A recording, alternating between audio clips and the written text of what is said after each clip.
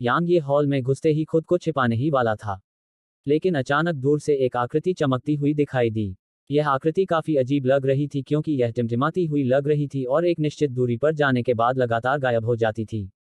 वह आकृति केवल कुछ 100 मीटर की दूरी पर थे, लेकिन आकृति ने उसके सामने आने में केवल आधे से भी कम समय लिया। अधिक सटीक रूप से कहें तो वह आकृति दरवाजे से बाहर निकलना चाहती थी, जो बस बंद होने ही वाला था, लेकिन उसके आने से आकृति को बलपूर्वक बाहर निकलने से रोक दिया गया था। इसके अलावा आकृति अभी रुकी ही थी कि अचानक उसने अपना हाथ बढ़ाया और उस पर पंजे से हमला किया। अजीब ऊर्जा की एक किरण बाहर निकली और इसने यांग ये के सामने की जगह को तुरंत विकृत कर दिया। यांग यी को यह सुनकर झटका लगा, क्योंकि उसे सचमुच ऐसा लग रहा था कि उसकी आत्मा और खून दोनों ही उसके शरीर से निकलने वाले हैं। यह अत्यंत चौंकाने वाला था। यांग ये ने लापरवाही से काम करने की हिम्मत नहीं की। उसने जल्दी से खुद को शांत किया, ध्यान केंद्रित किया और अपने मन के भीतर मानसिक अवरोधों को उठाया। उसी समय उसने अपना दाहिना हाथ मुट्ठी में कस लिया और उसे आगे की ओर पटक दिया। टकराना, एक धीमी सी आवाज गूंजी और तब यांग यी को काफी बेहतर महसूस हुआ। उसने अपना सिर ऊपर उठाकर उस आकृति को देखा। उसके सामने जो आकृति थी वह काफी अजीब थी क्योंकि वह आकृति एक छाया की तरह लग रही थी। वह पूरी तरह से काली और बेहद पतली थी, बिल्कुल एक छाया की तरह। काली छाया ने धीरे से कहा और एक बार फिर हमला करने वाली थी। लेकिन अचानक दरवाजा खुला और फिर दो अधेड़ उम्र के आदमी उनके सामने आ गए। तुम्हारी हिम्मत कैसे हुई? तुम दोनों कौन हो? उनमें से एक अभी अपनी बात पूरी भी नहीं कर पाया था कि अचानक उसके सामने एक लाल चमक प्रकट हुई और फिर उसकी आवाज अचानक बंद हो गई। उसके बाद यांग यी ने गंभीर निगाहों से देखा कि कैसे उस अधेड़ व्यक्ति के शरीर को 1000 से अधिक टुकड़ों में काट दिया गया और उसके भीतर से खून छिड़का गया। दाओ ऑर्डर, आप दाओ ऑर्डर से हैं? आप? शेष मध्यम आयु वर्ग के व्यक्ति ने बोलना भी समाप्त नहीं किया था कि उसके शरीर को दूसरे मध्यम आयु वर्ग के व्यक्ति की तरह टुकड़ों में काट दिया गया और यह एक अत्यंत रक्तरंजित दृश्य था। दाओ ऑर्डर, यांग ये की आंखें थोड़ी सिकुड़ गईं। उसने फैन मिंग से इस संप्रदाय के बारे में सुना था। पाइन प्रांत में 5 प्लेटिनम संप्रदाय थे और वे थे sky divine hall, endless devil sect, ocean of clouds academy, प्राचीन तलवार स्कूल और दाओ ऑर्डर। इन 5 शक्तियों ने पूरे पाइन प्रांत में अनगिनत संप्रदायों और कुलों को नियंत्रित किया और उनका सिर्फ एक आदेश पूरे प्रांत को हिला सकता था। फैन मिंग के अनुसार अनंत शैतान संप्रदाय और आकाश दिव्य हॉल 5 संप्रदायों में सबसे मजबूत थे। बादलों का महासागर अकादमी सबसे अलग और रहस्यमय थी क्योंकि सभी शक्तियों के शिष्य सीखने और साधना करने के लिए इसमें प्रवेश कर सकते थे। यह कहा जा सकता है कि अन्य सभी 4 शक्तियों का बादलों के महासागर अकादमी के साथ संबंध था और यह 5 महान शक्तियों के बीच झगड़े में हस्तक्षेप नहीं करता था, इसलिए इसकी सबसे अलग स्थिति थी। प्राचीन तलवार विद्यालय वह संप्रदाय था जिसे दूसरों को सबसे ज्यादा अपमानित करने का डर था, क्योंकि जबकि इसके सदस्य तुलनात्मक रूप से कम थे, वे सभी शीर्ष श्रेणी के और बेहद शक्तिशाली थे। इसके अलावा इसके पास बाहरी अंतरिक्ष से एक प्राचीन तलवार थी जिससे अंतहीन शैतान संप्रदाय और आकाश दिव्य हॉल भी डरते थे। जहां तक दाओ ऑर्डर की बात है, यह 5 महान शक्तियों में सबसे भयानक शक्ति थी। यदि प्राचीन तलवार स्कूल वह संप्रदाय था जिसे दूसरों को सबसे अधिक अपमानित करने का डर था, तो दाओ ऑर्डर वह संप्रदाय था जिसे वे बिल्कुल भी अपमानित नहीं कर सकते थे, क्योंकि दाओ ऑर्डर एक ही समय में ईमानदार और दुष्ट दोनों था और यह सबसे क्रूर था। इसने मामूली असहमति के लिए पूरे परिवारों का कत्लेआम कर दिया और इसे अंतहीन शैतान संप्रदाय से भी बड़ा शैतान कहा जा सकता है। यांग ये को वह बात याद आ गई जो फैन मिंग ने उससे कही थी। यांग ये, अगर तुम्हारा सामना दाओ ऑर्डर के किसी व्यक्ति से होता है तो तुम्हें उसे नाराज नहीं करना चाहिए। जितना दूर भाग सकते हो भागो। यांग ये ने काली छाया पर नजर डाली और फिर से हमला नहीं किया। ऐसा नहीं था कि उसे परेशानी का डर था, वह बस अपने लिए परेशानी खड़ी नहीं करना चाहता था। काली छाया स्पष्ट रूप से बंदर की शराब के लिए आई थी और यह स्पष्ट था कि काली छाया सफल हो गई थी। जब तक वह काली छाया को नहीं मार देता, उसके लिए काली छाया से बंदर की शराब प्राप्त करना असंभव था, क्योंकि काली छाया के पास जितनी ताकत थी। इसके अलावा जब तक वह भारी कीमत नहीं चुकाता, उसके लिए अपनी वर्तमान शक्ति से काली छाया को मारना पूरी तरह असंभव होगा। काली परछाई दरवाजे तक चली गई और अचानक उसके सामने आकर रुक गई। उसके बाद सफेद जेड से बना एक जार काली परछाई के सामने प्रकट हुआ। तुम बंदर की शराब भी पीने आए हो? यह एक महिला की आवाज थी और इसमें उपहासात्मक लहजा था। यांग ये ने सिर हिलाया। महिला ने कहा, मैं इसे यहीं रख दूंगी। क्या तुम इसे लेने की हिम्मत करोगे? मजाक उड़ाने के अलावा उसकी आवाज में उपहास का भी भाव था। यांग ये दंग रह गया। जैसा कि अपेक्षित था, सभी पुरुष कचरा हैं और वे इसके लायक हैं। वह कुछ कहना चाहती थी लेकिन यांग ये अचानक मौके पर ही गायब हो गया था। उसी समय उसके सामने रखा जार गायब हो गया था। इस बार यह महिला थी जो स्तब्ध थी। एक पल बाद उसने अचानक कहा, कितना दिलचस्प। किसी ने वास्तव में मेरे दाव आदेश के साथ किसी चीज के लिए लड़ने की हिम्मत की। कितना दिलचस्प है। जैसे ही उसने बोलना समाप्त किया, वह अचानक मौके पर गायब हो गई। केवल एक मूर्ख ही इसे नहीं लेगा। जार लेने के बाद यांग ये भाग गया। इस समय वह वास्तव में बहुत खुश था क्योंकि उसने हार मानने का इरादा कर लिया था। आखिरकार वह एक उच्च रैंक वाली एक साल्ट रियल्म विशेषज्ञ थी, लेकिन उसकी ताकत बेहद चौंकाने वाली थी और लिंग जिंग से कहीं ज्यादा मजबूत थी। लेकिन उसने कल्पना भी नहीं की थी कि वह वास्तव में जार को वहां रखेगी और उसे लेने के लिए कहेगी। यांग यी ने कभी नहीं सोचा था कि उसके साथ वास्तव में ऐसा कुछ महान घटित होगा। ठीक उसी समय जब यांग ये और महिला दरवाजे से बाहर भागे, अनगिनत राक्षस जानवर उन पर टूट पड़े और उनमें से कई तो एक साथ दायरे में भी थे। हालांकि यांग ये ने उनसे लड़ने की हिम्मत नहीं की। उसने बस अपनी गति को अपनी सीमा तक बढ़ाया और उन्हें पीछे छोड़ दिया। हालांकि वह अपनी गहन ऊर्जा का उपयोग नहीं कर सका, लेकिन उसकी शारीरिक शक्ति एक सम्राट दायरे के विशेषज्ञ से कम नहीं थी। इसलिए उसने अपनी शारीरिक शक्ति से जो गति प्राप्त की, वह उन एक साथ दायरे के राक्षस जानवरों से कहीं ज्यादा थी। लेकिन वह उन महिलाओं से पीछा नहीं छुड़ा पाया। वह एक छाया की तरह थी जो उसके पीछे पीछे चल रही थी और उससे सिर्फ 20 मीटर की दूरी पर थी। गर्जन। अचानक आसमान से एक भयंकर चीख गूंजी और फिर क्षितिज से एक सफेद रोशनी की किरण चमकी। आत्मा वानरों का राजा। यांग ये की पलकें झपकने लगीं। उसका शरीर तेजी से घूमा, फिर उसने अपना दाहिना पैर जमीन पर पटका और उसने जवाबी ताकत पर भरोसा करके दाईं ओर विस्फोटक तरीके से गोली चलाई। उसी समय उसने बंदरों की शराब का जार निकाला, उसे खोला और उसे पीना शुरू कर दिया। यह तभी सच में उसका हो सकता था जब यह उसके पेट में चला जाए। अन्यथा यह किसी और का हो जाने की पूरी संभावना थी। इसलिए यांग ये ने निर्णायक रूप से इसे पीना शुरू कर दिया। जैसे ही यह उसके मुंह में गया, यांग ये ने अपने गले और पेट में जलन महसूस की, क्योंकि उसके भीतर जलती हुई ऊर्जा की एक किरण प्रकट हुई। उसके बाद जलती हुई ऊर्जा ने उसके भीतर के आंतरिक अंगों को जलाना शुरू कर दिया। हालांकि यह उसके जैसे किसी व्यक्ति के लिए कुछ भी नहीं था, जो नेदर घोस्ट फ्लेम द्वारा जलाए जाने से पीड़ित था। यांग यी ने अभी कुछ घूंट ही पिए थे कि उसने देखा कि उसके अंदर बहुत ज्यादा मात्रा में बैंगनी ऊर्जा लगातार बन रही है। इससे उसे बहुत खुशी हुई और फिर उसने और भी ज्यादा घूंट पीना शुरू कर दिया। मैं तुम्हारे पूरे परिवार का सफाया कर दूंगी। महिला की भयंकर दहाड़ दूर से गूंजी। मानव, मैं तुम्हारी हड्डियां जला दूंगा और तुम्हारी राख बिखेर दूंगा। जब यांग ये ने बंदर की शराब को निगलना शुरू किया तो आत्मा वानर राजा की आंखें क्रोध से फटने लगीं और उसकी आंखें लाल हो गईं। यह शराब उसने दर्जनों सालों में बनाई थी और इसे बनाने में उसने अनगिनत खजाने खर्च किए थे। यहाँ तक कि आत्मा वानर राजा भी आमतौर पर एक घूंट भी नहीं लेना चाहता था, लेकिन अब यांग ये इसे पानी की तरह निगल रहा था। तो वह इसे कैसे सहन कर सकता था? इस प्रकार आत्मा वानर राजा ने बिना रुके भयंकर गर्जना की और उसकी आवाज धीमी गड़गड़ाहट के समान थी जिसने असीम पर्वत श्रृंखला को हिला दिया। दहाड़ दहाड़। अनगिनत राक्षस जानवरों की उग्र दहाड़ें पूरे पर्वत श्रृंखला में गूंज उठी और फिर पहाड़ हिलने लगे क्योंकि अनगिनत राक्षस जानवर पूरे पर्वत श्रृंखला से यांग यी की दिशा में पागलों की तरह दौड़े। यांग यी की पलकें फड़क उठी क्योंकि उसने देखा कि कुछ बेहद शक्तिशाली आभाएं अलग अलग दिशाओं से आ रही हैं। कम से कम वे सभी सम्राट क्षेत्र में थीं। बेशक यह सबसे बुरा नहीं था। सबसे बुरा तो यह था कि उसे लगा कि उसे थोड़ा चक्कर आ रहा है। इसके अलावा उसका शरीर अंदर से जल रहा था। क्या मैं नशे में हूं? यांग ये ने और अधिक पीने की हिम्मत नहीं की। उसने जल्दी से जार को दूर रख दिया और फिर उसने अपने भीतर ऊर्जा को प्रसारित किया ताकि साधना के अगले स्तर पर जा सके। यांग यी को किसी भी तरह की परेशानी का सामना नहीं करना पड़ा और वह तुरंत ही एक साथ दायरे के मध्य रैंक में पहुंच गया। इसके अलावा उसके भीतर और भी अधिक बैंगनी गहन ऊर्जा का निर्माण हो रहा था और उसने एक साथ दायरे के उच्च रैंक में पहुंचने के संकेत दिखाए। हालांकि उसने एक और भी गंभीर समस्या देखी। यह सिर्फ उसका सिर नहीं था जो चक्कर खा रहा था, यहाँ तक उसकी दृष्टि भी वास्तव में विकृत होने लगी थी और उसे ऐसा महसूस हो रहा था जैसे उसके भीतर वासना की लपटें जल रही हों। क्या हो रहा है? यांग यी की अभिव्यक्ति नाटकीय रूप से बदल गई जब उसने देखा कि उसका शरीर किस स्थिति में था।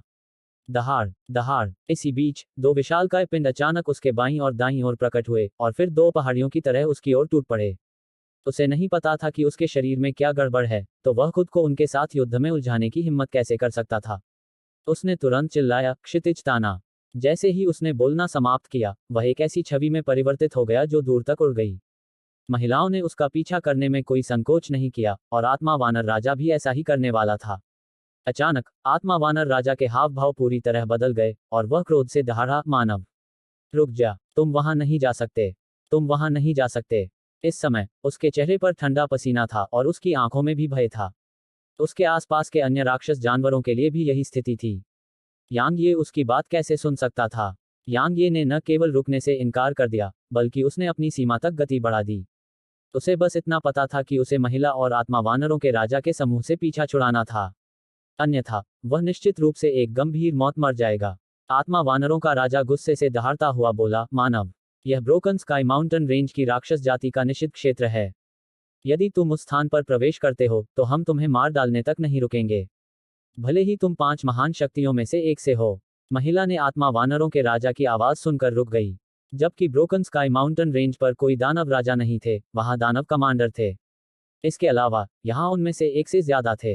हालांकि दाव ऑर्डर उनसे डरता नहीं था, फिर भी उसने आगे बढ़ने की हिम्मत नहीं की, क्योंकि उसका जिक्र तो दूर, यहां तक कि पूरा दाव ऑर्डर भी मानव जाति और दानव जाति के बीच युद्ध कराने की हिम्मत नहीं कर सकता था। बेशक दोनों जातियों के बीच युद्ध तो नहीं छिड़ेगा, लेकिन अगर उसकी वजह से उनके बीच स्थिति तनावपूर्ण हो गई तो उसकी बलि जरूर दी जाएगी। उसने अपना सिर उठाकर यांग ये को देखा।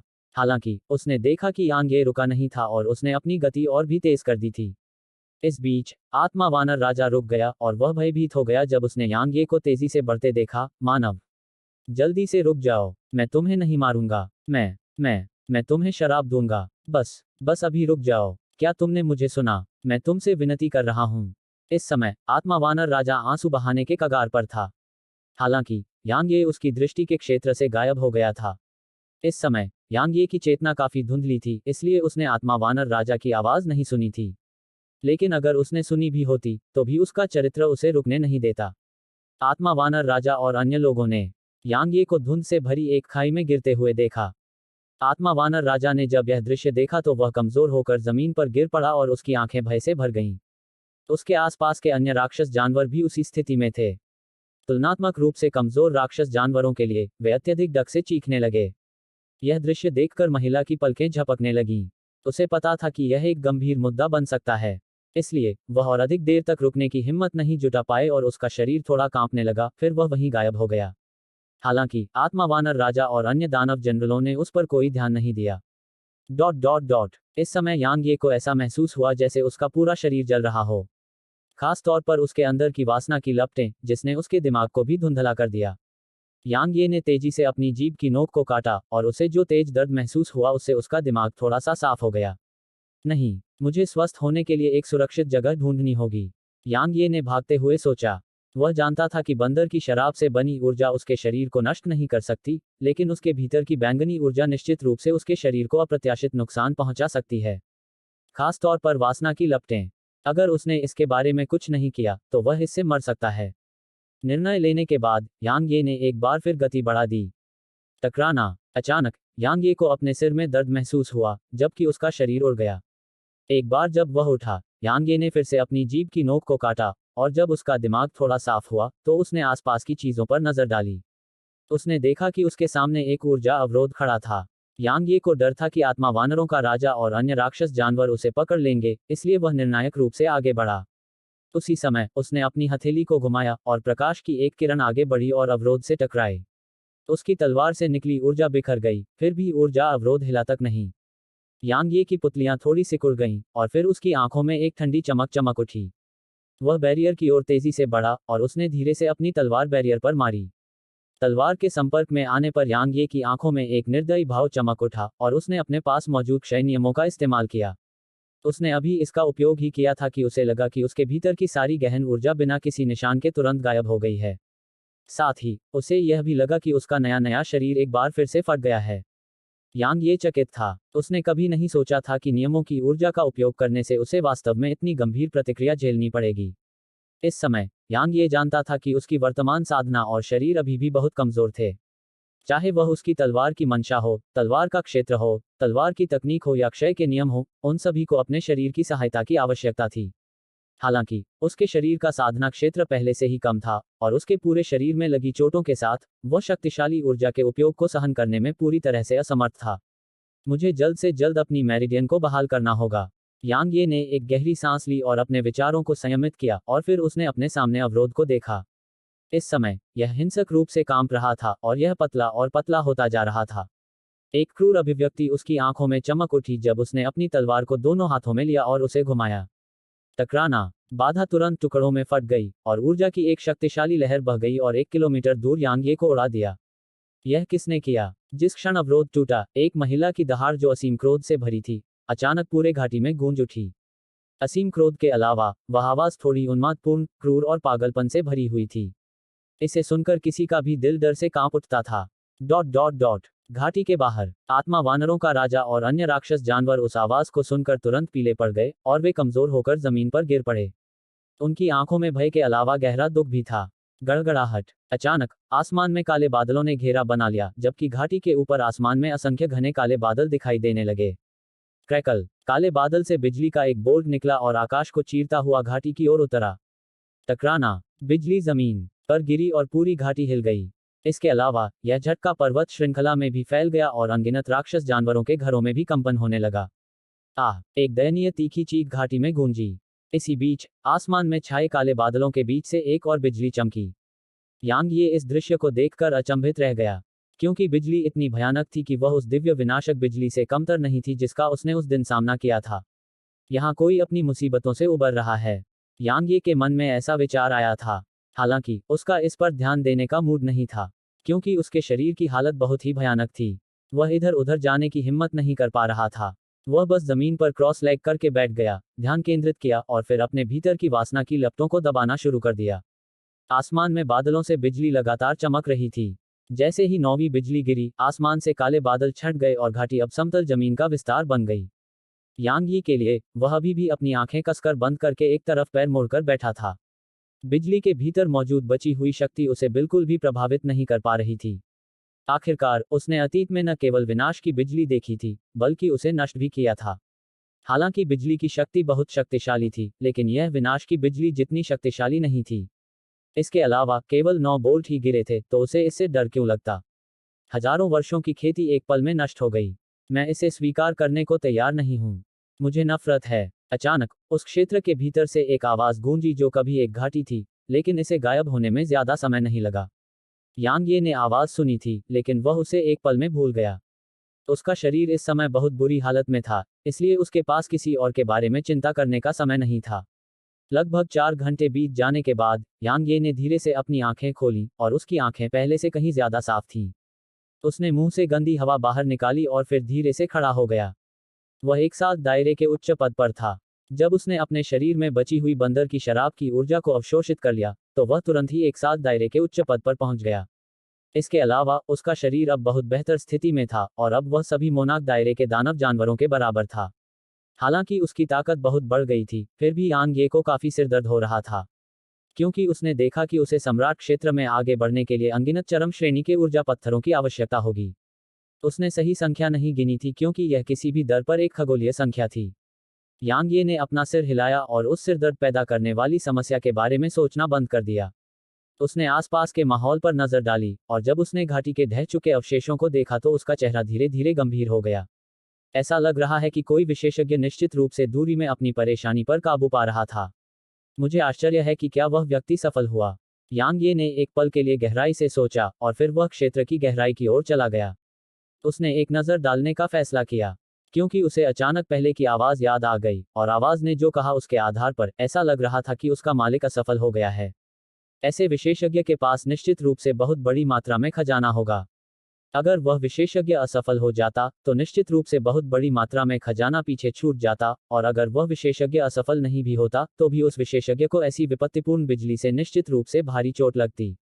कहने की जरूरत नहीं कि यांग यी खजाने की ओर बढ़ रहा था। आखिर वह तो बहुत गरीब था।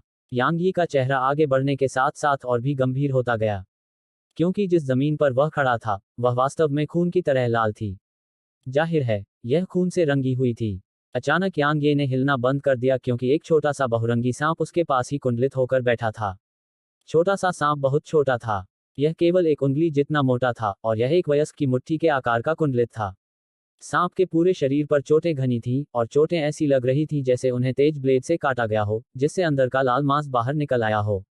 यह काफी दयनीय दृश्य था। क्या तुम बिजली की बची हुई ऊर्जा से घायल हुए थे? यांग ये ने एक पल के लिए गहराई से सोचा, और फिर वह चला गया। वास्तव में बैंगनी मिंग की वजह से उसके मन में राक्षस जानवरों के प्रति कोई बुरी भावना नहीं थी। बेशक, राक्षस जानवर जो उसे मारना चाहते थे, उन्हें इससे बाहर रखा गया था। यांग ये छोटे सांप की ओर बढ़ा। इस बीच, उसने अचानक अपनी आंखें खोलीं, और फिर वह यांग ये को घूरता रहा। यांग ये हैरान हो गया और बोला, छोटे साथी, ऐसा लगता है कि तुम्हारे पास कोई साधना भी नहीं है, फिर भी तुम्हारे पास वास्तव में अपनी बुद्धि है। अपनी विवेक क्षमता से वह स्वाभाविक रूप से यह समझने में सक्षम था कि उसके सामने खड़ा छोटा सा सांप एक साधारण राक्षस जानवर था, जिसके पास कोई साधना नहीं थी। हालांकि उसकी आंखें बहुत सजीव थीं, और यांग ये को यह देखकर बहुत आश्चर्य हुआ। छोटा सा सांप अभी भी उसे घूर रहा था।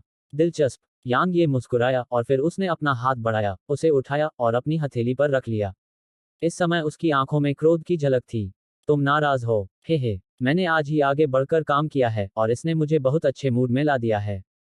तो आज तुम भाग्यशाली हो। यांग ये ने अपनी उंगली की नोक उसके सिर पर रखी और फिर उसकी उंगली की नोक से बैंगनी ऊर्जा की एक किरण बहकर छोटे सांप में प्रवेश कर गई। अपनी गहन ऊर्जा को अपने शरीर से बाहर निकालने से उसके मेरिडियन में दर्द होने लगेगा, जैसे कि उन्हें कुचल दिया जा रहा हो। हालांकि अगर यह केवल थोड़ी मात्रा में गहन ऊर्जा थी, जैसे कि वह अभी छोटे सांप को थोड़ी मात्रा में दे रहा था, तो इससे उसके मेरिडियन में कोई समस्या नहीं होगी और यह उसे केवल थोड़ा असहज महसूस कराएगा। जब उसकी गहन ऊर्जा सांप में प्रविष्ट हुई तो उसकी आंखें अचानक चौड़ी हो गईं और वहां अविश्वास प्रकट हो गया। कुछ सांसें बीतने के बाद छोटे सांप पर लगी चोटें लगभग पूरी तरह से गायब हो गई थीं। यांग ये ने अपनी उंगली वापस खींची और कहा, अब सब ठीक है। जल्दी से आगे बढ़ो। स्वर्गीय बिजली की ऊर्जा अभी भी यहाँ बनी हुई है और थोड़ी सी भी दुर्घटना तुम्हें तुरंत जला सकती है। यह कहते हुए उसने छोटे सांप को जमीन पर रख दिया और फिर मुड़कर चला गया। जिस समय यांग ये ने पलट कर देखा, उस छोटे सांप की आंखों में अचानक एक ठंडी चमक दिखाई दी और फिर उसने अपना मुंह खोला। इस बीच यांग ये ने अचानक पलटकर उसे देखा। ठीक इसी तरह वे दोनों एक दूसरे को घूरते रहे और ऐसा लग रहा था जैसे समय रुक गया हो। यांग यी के माथे पर धीरे धीरे ठंडा पसीना आने लगा। उसी समय उसके हाथ में एक तलवार दिखाई दी। गर्जन। छोटा सा सांप अचानक गुस्से से दहाड़ने लगा और फिर एक बहुरंगी अजगर में बदल गया। इस पल उनकी भूमिकाएं उलट गईं और यांग ये उतना ही छोटा लग रहा था जितना कुछ पल पहले छोटा सा सांप उसके सामने लग रहा था। क्या मैंने वास्तव में क्या किया है? जैसे ही उसने अजगर को देखा जो स्पष्ट रूप से अर्ध संत क्षेत्र की ओर था, यांग ये को पता था कि उसने मौत को आमंत्रित किया था। हजारों सालों की साधना के बाद मैं संत बनने से बस एक कदम दूर था। फिर भी अब सब कुछ खो गया है। मानव, यह सब तुम्हारा दोष था। अजगर ने मानव भाषा में बात की और उसकी आंखें क्रूरता से भरी हुई थीं। यांग ये ने घबरा कर कहा, मैंने कुछ नहीं किया। क्या तुम्हें यकीन है कि तुमने मुझे कोई और नहीं समझ लिया है? क्या तुम किसी और को समझ रहे हो? मैं तुम्हें पहचान लूंगा, भले ही तुम राख में बदल गए हो। अजगर ने अपना विशाल मुंह खोला और यांग ये को जिंदा निगलने वाला था। हालांकि यांग ये के पूरी तरह से अचंभित होने से पहले उसका आकार अचानक थोड़ा हिल गया, क्योंकि अजगर से एक और विशाल आकृति चमक उठी थी और उसके बगल में दिखाई दी थी। जब यांग ये ने उस पर अपनी नजर केंद्रित की तो उसने देखा कि यह वास्तव में एक और अजगर था। दो अजगर, दोनों बिल्कुल एक जैसे दिख रहे थे। इसके अलावा दोनों ही हाफ सेंट दायरे में थे। यांग ये का चेहरा तेजी से झपका जब उसने अपना बायां हाथ घुमाया और उसके बाएं हाथ की मुट्ठी में प्राचीन म्यान दिखाई दिया। उसके बाद उसने अपनी तलवार उसमें डाल ली और कहा, अरे, मुझे लगता है कि हमें ठीक से बात करनी चाहिए। कृपया हमला न करें क्योंकि इससे हमारे बीच के दोस्ताना रिश्ते को नुकसान पहुंचेगा। यांग ये एक बेवकूफ होगा जो यह नहीं समझ पाएगा कि ये दो अजगर ही थे जो पिछली मुसीबतों से उबर रहे थे और इससे उसे खुद को मारने का मन हुआ। हे भगवान, मैंने वास्तव में उन्हें बचा लिया। मौत का सामना करना कैसा होता है? यह बिल्कुल वैसा ही था। यांग ये सचमुच रोना चाहती थी। उसकी वर्तमान शक्ति स्वाभाविक रूप से दो अर्ध संतों का विरोध करने के लिए अपर्याप्त थी। दो का तो कहना ही क्या, वह एक का भी विरोध नहीं कर सकता था। हालांकि उसने खुद को उनके सामने समर्पण करने और मृत्यु की प्रतीक्षा करने के लिए तैयार नहीं किया था। इसलिए उसके भीतर की गहन ऊर्जा पागलपन की हद तक बढ़ने लगी, और अगर वे उस पर हमला करने की हिम्मत करते तो वह तुरंत हेवनरेंड और अपने क्षय तलवार इरादे का उपयोग करता। हालांकि यह बहुत संभव है कि वह उसी अपंग अवस्था में पहुंच जाए जिसमें वह कुछ समय पहले था, लेकिन उसे इससे क्या परेशानी हो सकती है जब मृत्यु ही दूसरा विकल्प है। इसके बारे में बात करो। यह वाकई कितनी हास्यास्पद बात है। बाईं ओर का अजगर उग्रता से बोला, अगर तुमने हमारी ऊर्जा छिपाने वाली संरचना को नष्ट नहीं किया होता तो स्वर्ग के दाव को हम पर कैसे ध्यान आता? यह सब तुम्हारा दोष था। यह तुम ही थे जिन्होंने हमारी सालों की योजना को विफल कर दिया। तुम मौत के लायक हो। जैसे ही उसने बोलना समाप्त किया, वह हमला करने ही वाला था। यांग ये की पलकें झपकने लगी और उसने जवाब में अपनी तलवार की पकड़ मजबूत कर ली। वह किसी भी क्षण तलवार खींचने के लिए तैयार था। हालांकि दाईं ओर के अजगर ने अचानक कहा, बड़ी बहन, इसे भूल जाओ। हमारे काम कभी सही नहीं थे। अब जब हम असफल हो गए हैं तो हम केवल भाग्य को दोष दे सकते हैं। इसके अलावा मुझे नहीं लगता कि उसने यह जानबूझकर किया था। इसके अलावा अगर उसने हमें क्विंसेंस वायलेट एनर्जी का वह धागा नहीं दिया होता तो हम अब तक मर चुके होते। यांग ये ने जब यह सुना तो उसे दाईं ओर के अजगर के बारे में बहुत अच्छी धारणा हुई और उसने कहा, वरिष्ठ, आप बिल्कुल सही कह रहे हैं। बात पहले ही इस स्थिति तक पहुंच चुकी है, इसलिए लड़ाई से समस्या का समाधान निश्चित रूप से नहीं हो पाएगा। क्यों ना हम बैठकर इस बारे में बात करें? बाईं ओर का अजगर गुस्से से बोला, बात करो। बात करने के लिए क्या है? अगर मैं तुम्हें नहीं मारूंगा तो मैं अपनी नफरत जाहिर करने में वाकई असमर्थ हूं। जैसे ही उसने बोलना समाप्त किया, उसने अपना मुंह खोला और यांग ये को जिंदा निगलने का इरादा किया। इस बीच यांग ये अचानक चिल्लाया, क्या आप जानते हैं कि मैं कौन हूं? अजगर के बोलने से पहले यांग ये ने जल्दी से बोलना जारी रखा, मैं प्राचीन तलवार स्कूल से ताओवादी गो का शिष्य हूं। यदि तुमने मुझ पर अत्याचार करने की हिम्मत की तो मेरे गुरु निश्चित रूप से ब्रोकन स्काई माउंटेन रेंज को नष्ट कर देंगे। इस समय यांग ये केवल यही उम्मीद कर सकता था कि ताओवादी गो का नाम अजगर को रोक सके, अन्यथा वह वास्तव में यहां मर सकता है। दाओइस्ट गो। अजगर ने अपना मुंह बंद कर लिया और हमला नहीं किया। यांग ये ने यह दृश्य देखकर तुरंत राहत की सांस ली और उसने कहा, मैं न केवल उसका शिष्य हूं, बल्कि मैं अगला तलवार मास्टर हूं जिसे प्राचीन तलवार स्कूल गुप्त रूप से बढ़ावा दे रहा है। यदि आप मुझ पर हमला करते हैं तो पूरा प्राचीन तलवार स्कूल निश्चित रूप से बाहर निकल आएगा और यहाँ की पूरी राक्षस जाति को कुचल देगा। इस बीच अजगर अचानक लाल कपड़े पहने एक महिला में बदल गया। वह बहुत खूबसूरत थी, उसके चेहरे के भाव बहुत सुंदर थे और उसका शरीर सुडौल था और उसकी पुतलियां गहरे लाल रंग की थीं, जिससे उसकी सुंदरता में एक अजीब सी झलक दिख रही थी। क्या तुम हमें धमका रहे हो? वह धीरे धीरे यांग यी की ओर चली गई, जबकि उसकी आंखों में भयानक हत्या का इरादा भरा हुआ था। यांग ये ने अपनी तलवार हवा में उठाए और ठंडे स्वर में बोला, मुझे बस तलवार से चीखना है और फिर मेरे प्राचीन तलवार स्कूल के तलवार मास्टर और मेरे गुरु एक पल में यहाँ आ जाएंगे। लाल कपड़े वाली महिला ने कहा, मेरा विश्वास करो, मैं उनके आने से पहले ही तुम्हें मार सकती हूँ। यांग ये ने गहरी सांस ली, अपनी तलवार दूर रखी और कहा, मैंने तुम दोनों को सफलता के कगार पर असफल होने का कारण बनाया और यह मेरी गलती थी। लेकिन तुम्हारी बहन भी जानती है कि मेरे प्राचीन तलवार स्कूल के साथ दुश्मनी करने के अलावा तुम्हें मुझे मारने से कुछ नहीं मिलेगा। इसलिए मुझे लगता है कि हम इस बारे में बात कर सकते हैं। आखिरकार शांति और सद्भाव हमेशा सबसे अच्छे होते हैं। अगर मैं मना कर दूं तो क्या होगा? आप इसे आजमा कर क्यों नहीं देखते? यांग यी की निगाहें बर्फीली हो गईं। उसी समय उसने अपनी तलवार फिर से म्यान में रख ली। वह मुसीबत नहीं चाहता था, लेकिन वह उससे डरता भी नहीं था। वह थोड़ी देर तक यांग ये को देखती रही और फिर अचानक उसने अपना हाथ आगे बढ़ाया और उसे पकड़ने की कोशिश की। उसके आसपास की जगह तुरंत सिकुड़ने लगी और उस पर पड़ने वाले शक्तिशाली दबाव ने उसकी हड्डियों को लगभग टुकड़े टुकड़े कर दिया।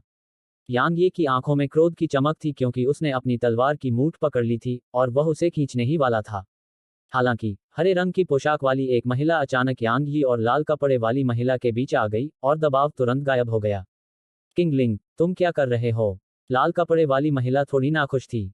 हरे रंग की पोशाक पहने महिला, जिसका नाम किंगलिंग था, ने अपना सिर हिलाया। बड़ी बहन, वह सही कह रहा है। हमारे दिलों में जो गुस्सा है उसे बाहर निकालने के अलावा उसे मारने से कोई फायदा नहीं है। इसके विपरीत हम प्राचीन तलवार स्कूल के साथ दुश्मनी करेंगे। लाल कपड़े वाली महिला ठंडे स्वर में बोली, वह बहुत घमंडी है और मैं उसे देख भी नहीं सकती। यांग यी अवाक रह गया। किंगलिंग ने अपना सिर थोड़ा हिलाया और फिर पलटकर यांग ये की तरफ देखने लगी। इस समय यांग ये ने आखिरकार उसकी शक्ल देखी और उसे यह देखकर आश्चर्य हुआ कि वह बिल्कुल लाल कपड़े वाली महिला जैसी दिख रही थी।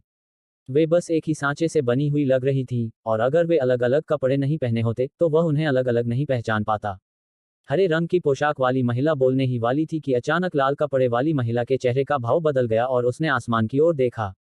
उसके बाद वे दोनों छोटे छोटे सांपों में बदल गए जो यांग यी की आस्तीन में घुस गई और उसकी बाहों के चारों ओर लिपट गए। यांग ये दंग रह गया। अगर तुमने एक शब्द भी कहा तो हम तुम्हें मार देंगे। यांग यी के दिमाग में एक बर्फीली ठंडी आवाज गूंजी। यह जोड़ी की बड़ी बहन थी। हमारा एक दुश्मन यहाँ है। तुम उसे यह बिल्कुल नहीं बता सकते कि हम तुम्हारे साथ हैं। इस बार यह छोटी बहन थी। अचानक एक हट्टा कट्टा अधेड़ आदमी यहाँ आ पहुंचा।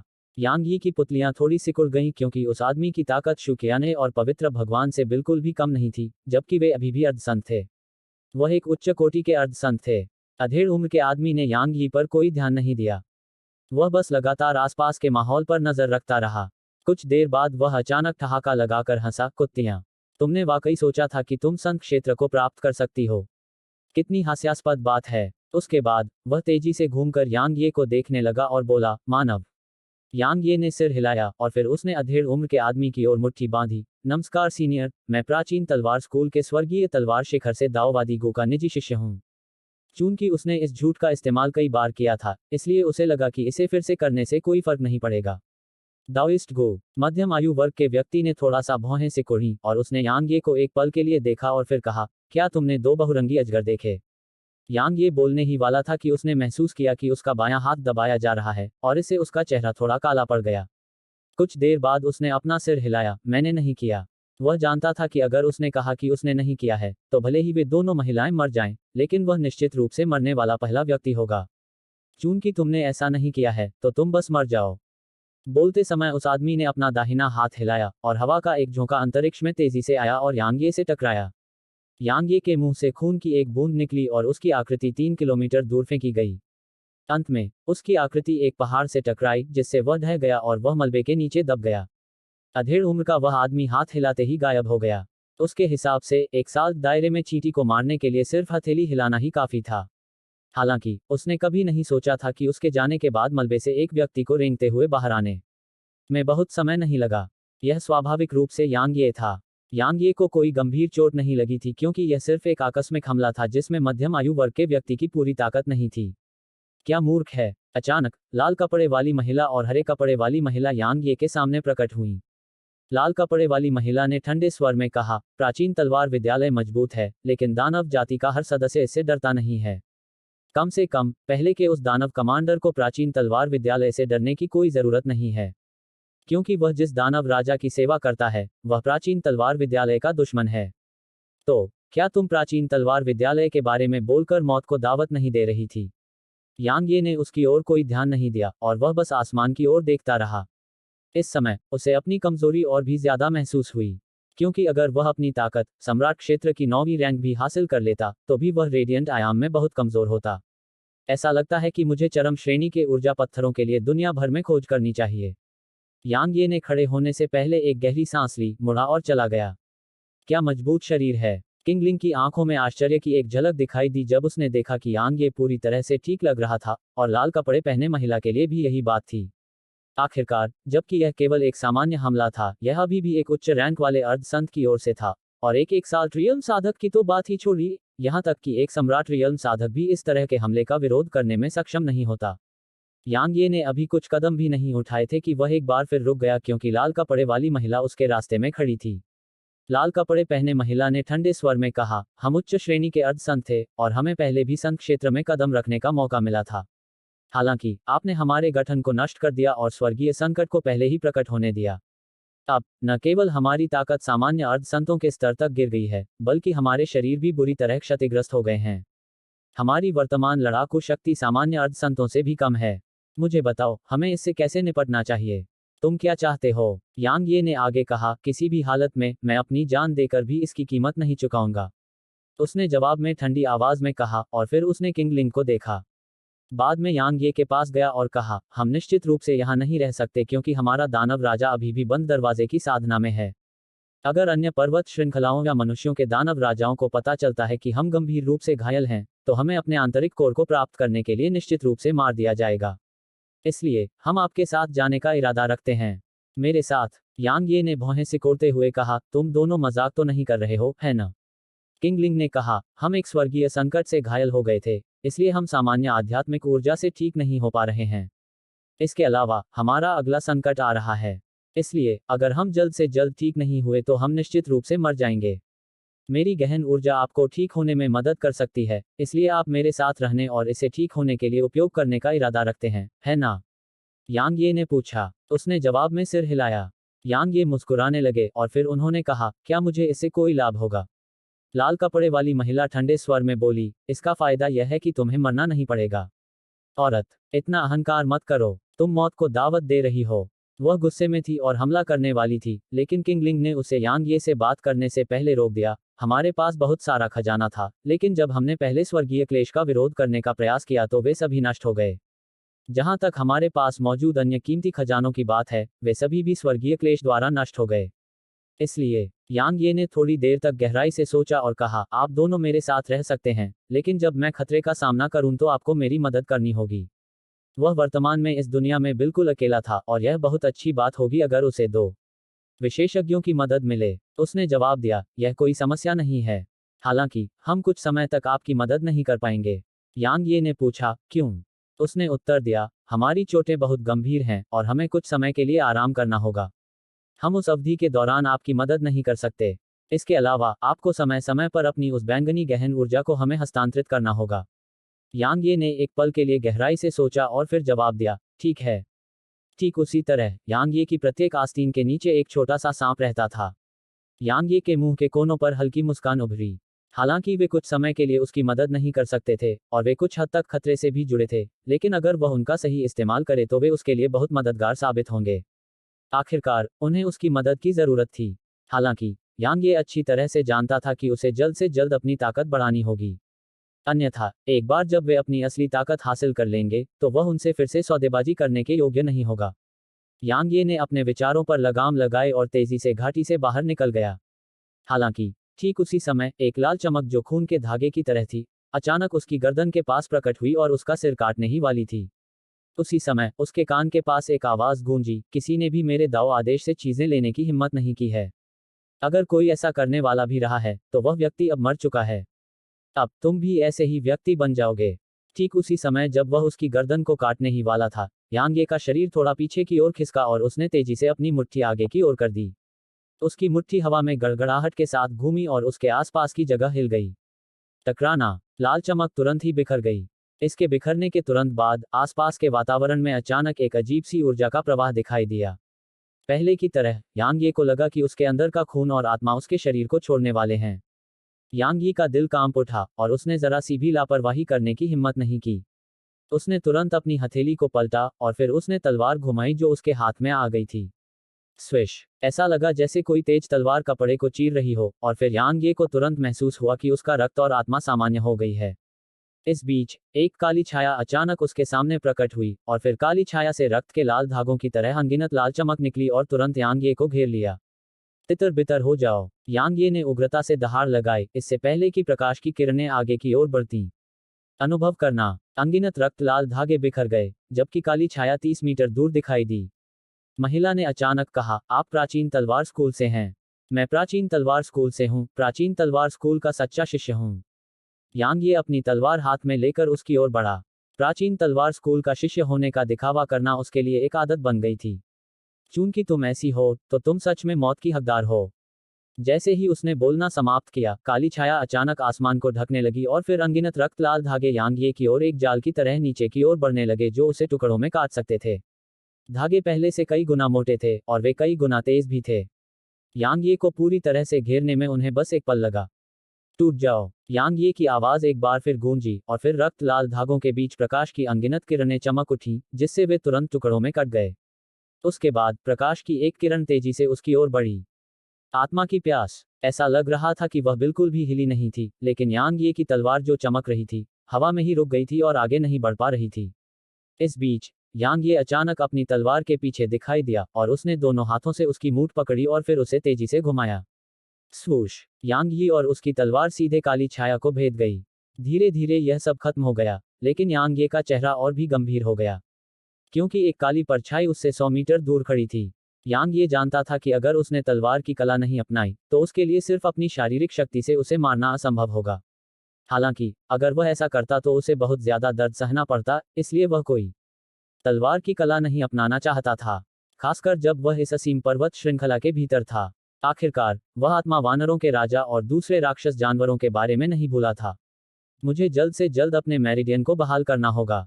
अगर उसके मेरिडियन न होते तो उसे मारना बिल्कुल भी मुश्किल नहीं होता, लेकिन उसके मेरिडियन के साथ समस्या के कारण उसे अपनी ताकत पर बहुत अधिक प्रतिबंध झेलने पड़े। उसने अचानक पूछा, प्राचीन तलवार स्कूल में एक साथ दायरे में 3 प्रतिभाशाली लोग हैं, लिन जियाओ, युनपो और मिंग जियू। क्या आप उनमें से एक हैं? अगर लड़ना है तो लड़ो। इतनी बातें क्यों कर रहे हो? जैसे ही उसने बोलना समाप्त किया, उसका रूप उसके सामने आ गया और उसने तेजी से अपनी मुट्ठी आगे की ओर पटक दी। टकराना। काली परछाई उड़ गई, लेकिन यांग ये की आंखें थोड़ी सिकुड़ गईं। उसने पीछे मुड़ने और अपनी मुट्ठी आगे की ओर पटकने में भी संकोच नहीं किया। जैसे ही उसने ऐसा किया, लाल रोशनी की एक किरण उसकी मुट्ठी से टकराई। टकराना। लाल बत्ती बिखर गई थी, लेकिन यांग ये एक तरफ चमक गया, जबकि लाल रोशनी की एक महीन और छोटी किरण उसके खड़े होने के स्थान पर चमकी। उसके बाद उसने अपने पैर का इस्तेमाल करके आंशिक मोड़ लिया, इससे पहले कि उसका दायां बायां बायां भाग बाईं ओर मुड़ जाए। टकराना। एक दबी हुई आवाज गूंजी, जैसे एक काली परछाई कुछ कदम पीछे हटी हो। इस बीच यांग ये एक भीड़ पर झपटने वाले बाघ की तरह लग रहा था, जैसे वह काली आकृति की ओर झपटा हो और तेजी से लात मारी हो। उसकी लात से अंतरिक्ष भी कांप उठा। टकराना। काली छाया ने करीब एक दर्जन कदम पीछे हटे, और उसने अपनी आकृति को रोका ही था कि यांग ये फिर से उसके सामने आ गया। उसके बाद उसके हमले तूफान की तरह बरस पड़े। इस समय वह पूरी तरह से उसके द्वारा दबा दी गई थी। यांग ये ने उसे कोई भी तकनीक निष्पादित करने का जरा भी मौका नहीं दिया, और वह लगातार उसके साथ बंद क्वार्टर में लड़ाई में लगा रहा। जाहिर है, यह उसकी खूबियों में से एक नहीं था, इसलिए वह व्यावहारिक रूप से वापस लड़ने में असमर्थ थी और केवल निष्क्रिय रूप से बचाव कर सकती थी। उसने कभी कभी जवाबी हमला किया, लेकिन बदले में उसे और भी भयंकर हमले मिले। जब वह पूरी तरह से दबा दी गई थी, तब यांग ये बिल्कुल भी शांत नहीं दिख रही थी, क्योंकि उसकी हरकतें वाकई बहुत चौंकाने वाली थीं, और वह उस पर भरोसा करके खुद को कोई भी भौतिक नुकसान पहुंचाने से रोकने में सक्षम थी, जबकि वह पूरी तरह से दबा दी गई थी। छाया फ्लैश। अचानक उसकी आवाज गूंजी, और फिर उसका शरीर थोड़ा सख्त हो गया, इससे पहले कि अनगिनत छायाएं उससे बाहर निकल आईं।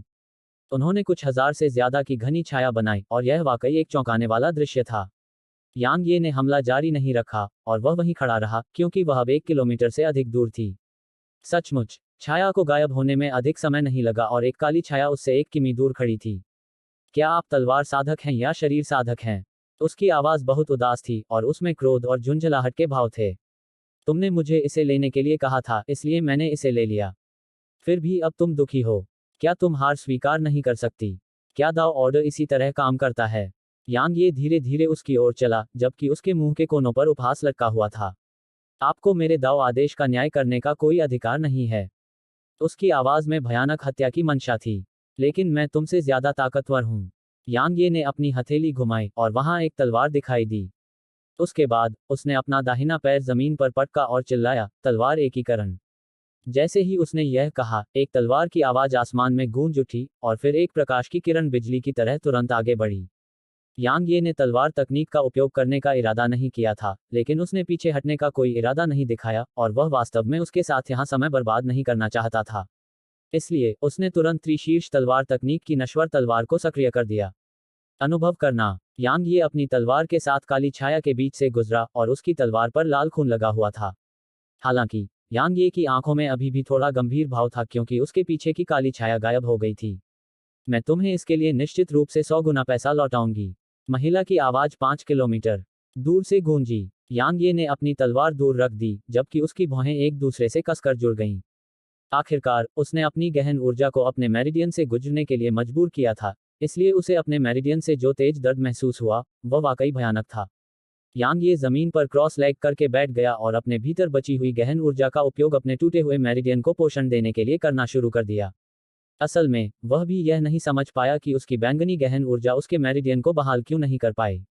आखिरकार, जबकि यह असली आदिम बैंगनी ऊर्जा से कमतर थी, फिर भी यह बेहद शुद्ध थी।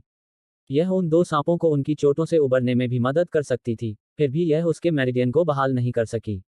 क्या कोई और कारण हो सकता है जो यह सब कर रहा है?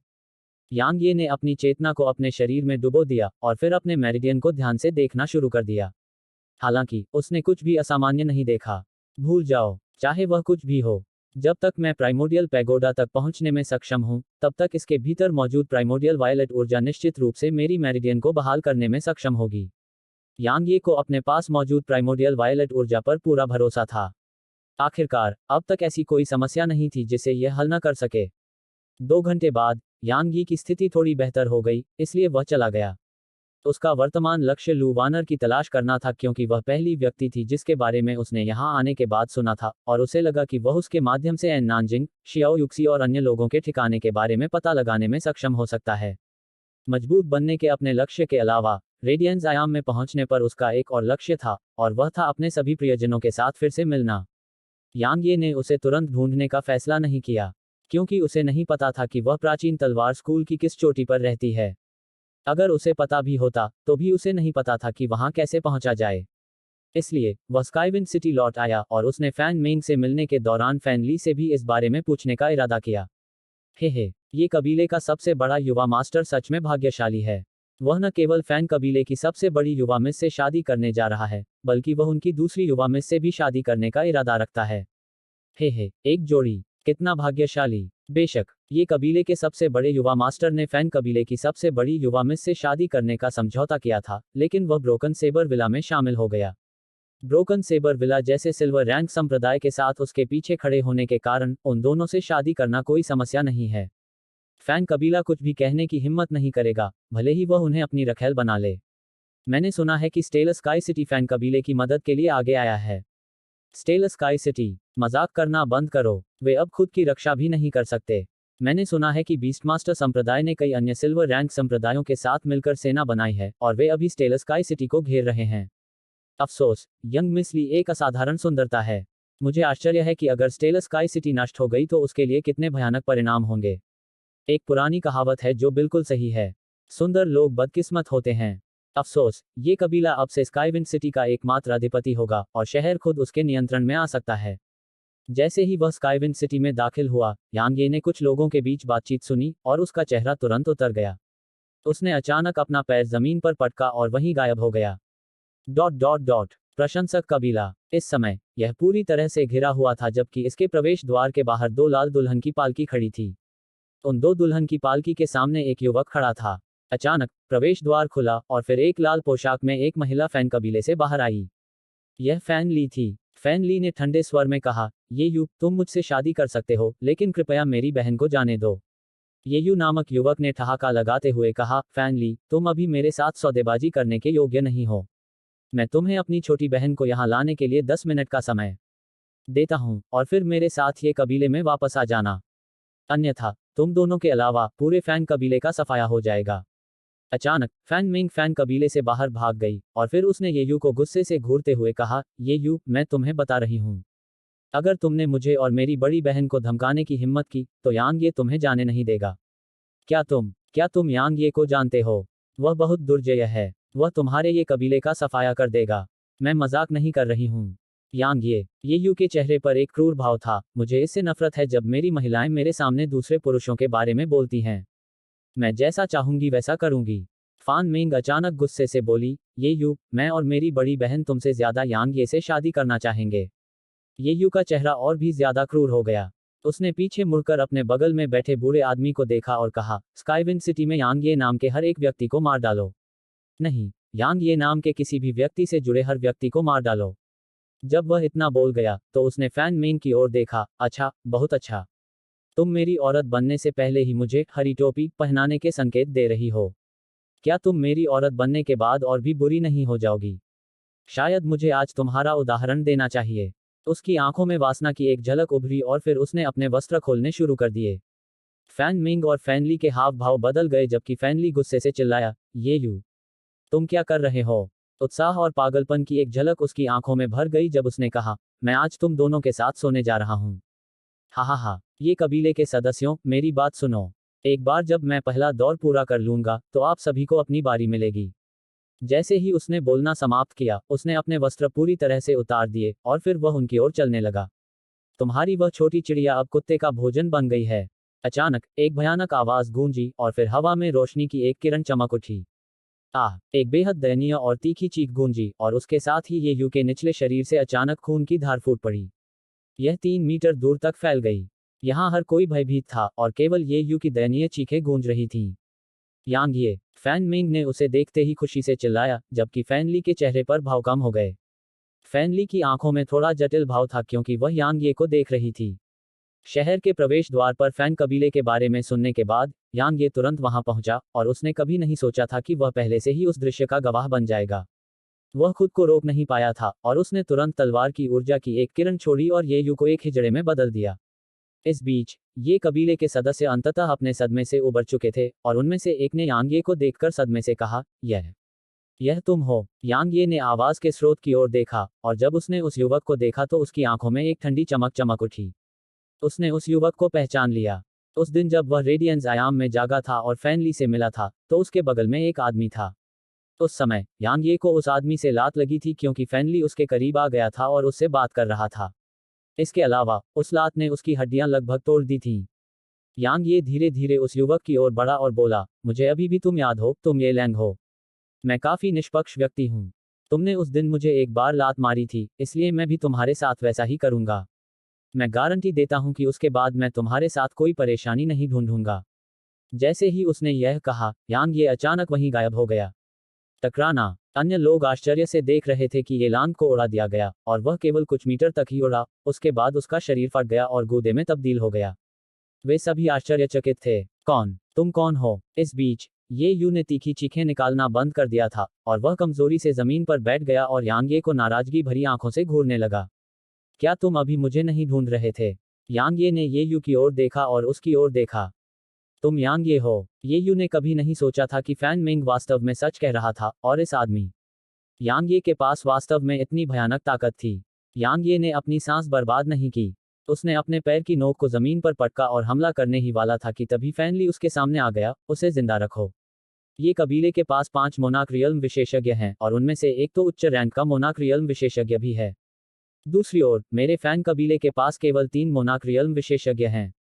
इस तथ्य के साथ कि उसे ब्रोकन सेबर विला का समर्थन प्राप्त है, मेरा फैन कबीला उसके लिए बिल्कुल भी उपयुक्त नहीं है। कुतिया। अचानक ये यू गुस्से से बोला, मैं तुम्हारे और तुम्हारी छोटी बहन दोनों के लिए जीना मौत से भी बदतर बना दूंगा। मैं पूरे फैन कबीले का सफाया कर दूंगा। जब वह इतना बोल गया, तो उसने यांग यी को देखा और कहा, जहां तक तुम्हारा सवाल है, मैं तुम्हारे पूरे परिवार को मार डालूंगा। नहीं, मैं पूरे शहर को तुम्हारे परिवार की सभी महिलाओं के साथ खेलने दूंगा। मैं तुम्हारे सभी रिश्तेदारों के लिए जीना मौत से भी बदतर बना दूंगा। फैनली के चेहरे पर बहुत ही भद्दा भाव था। इस बीच यांग ये ने अपना सिर हिलाया और कहा, देखो, तुमने ऐसा कहा है कि वह बहुत महान और शक्तिशाली है। जब वह इतना बोल गया, तो यांग ये ने ये यू की ओर देखा और कहा, तुम्हें लगता है कि मैं तुम्हें मारने की हिम्मत नहीं कर सकता, और इसीलिए तुम इतने निडर और अहंकारी तरीके से काम कर रहे हो। क्या तुम्हारी हिम्मत है? क्या तुम्हारी? ये यू की आंखें पागलपन से भरी थीं। मेरे ये कबीले में 5 सम्राट क्षेत्र विशेषज्ञ हैं। मेरे दादाजी हाफ सेंट दायरे से केवल आधा कदम दूर हैं, और मेरी बड़ी बहन ब्रोकन सेबर विला के यंग मास्टर से संबंधित है। क्या तुम्हारी हिम्मत है कि तुम मुझे छू सको? क्या तुम्हारी हिम्मत है? यांग ये ने अपना सिर हिलाया और फैन ली की ओर देखने लगा। आखिरकार मुझे समझ में आ गया कि तुम इस कूड़े से शादी क्यों नहीं करना चाहती थी। सच कहूं तो यह वैसा ही है जैसा लिटिल मिंग ने कहा था। उससे शादी करने से बेहतर है कि तुम मुझसे शादी करो। हालांकि मैं थोड़ी बदसूरत हूं, लेकिन कम से कम मैं इस आदमी से ज्यादा मजबूत हूं। फैन ली अवाक रह गया। जैसे ही उसने बोलना समाप्त किया, यांग ये ने मुड़कर ये यू को देखा। बाद वाले ने बोलना जारी रखने का इरादा किया, लेकिन यांग ये का पैर अचानक उसके सिर की ओर बढ़ गया। स्वूश, स्वूश, स्वूश। अचानक आकाश में प्रकाश की 4 किरणें चमक उठी, और फिर एक आवाज गूंजी, कितना दुस्साहस है। आवाज के साथ एक सफेद रोशनी की किरण भी थी जो बिजली की तरह यांग ये की ओर बढ़ रही थी। हालांकि यांग ये का पैर बिल्कुल भी नहीं रुका। टकराना। ये यू का सिर हवा में उड़ गया जबकि उसकी गर्दन से खून का फव्वारा फूट पड़ा। ये यू के सिर पर लात मारने के बाद यांग ये की आकृति तेजी से घूमी और उसने अपनी मुट्ठी आगे की ओर पटक दी, जिससे सफेद रोशनी तुरंत फैल गई। इस बीच यांग ये के सामने 4 बूढ़े लोग आ गए थे, और वे सभी सम्राट दायरे में थे। हालांकि वे निम्न श्रेणी के सम्राट दायरे के विशेषज्ञ थे।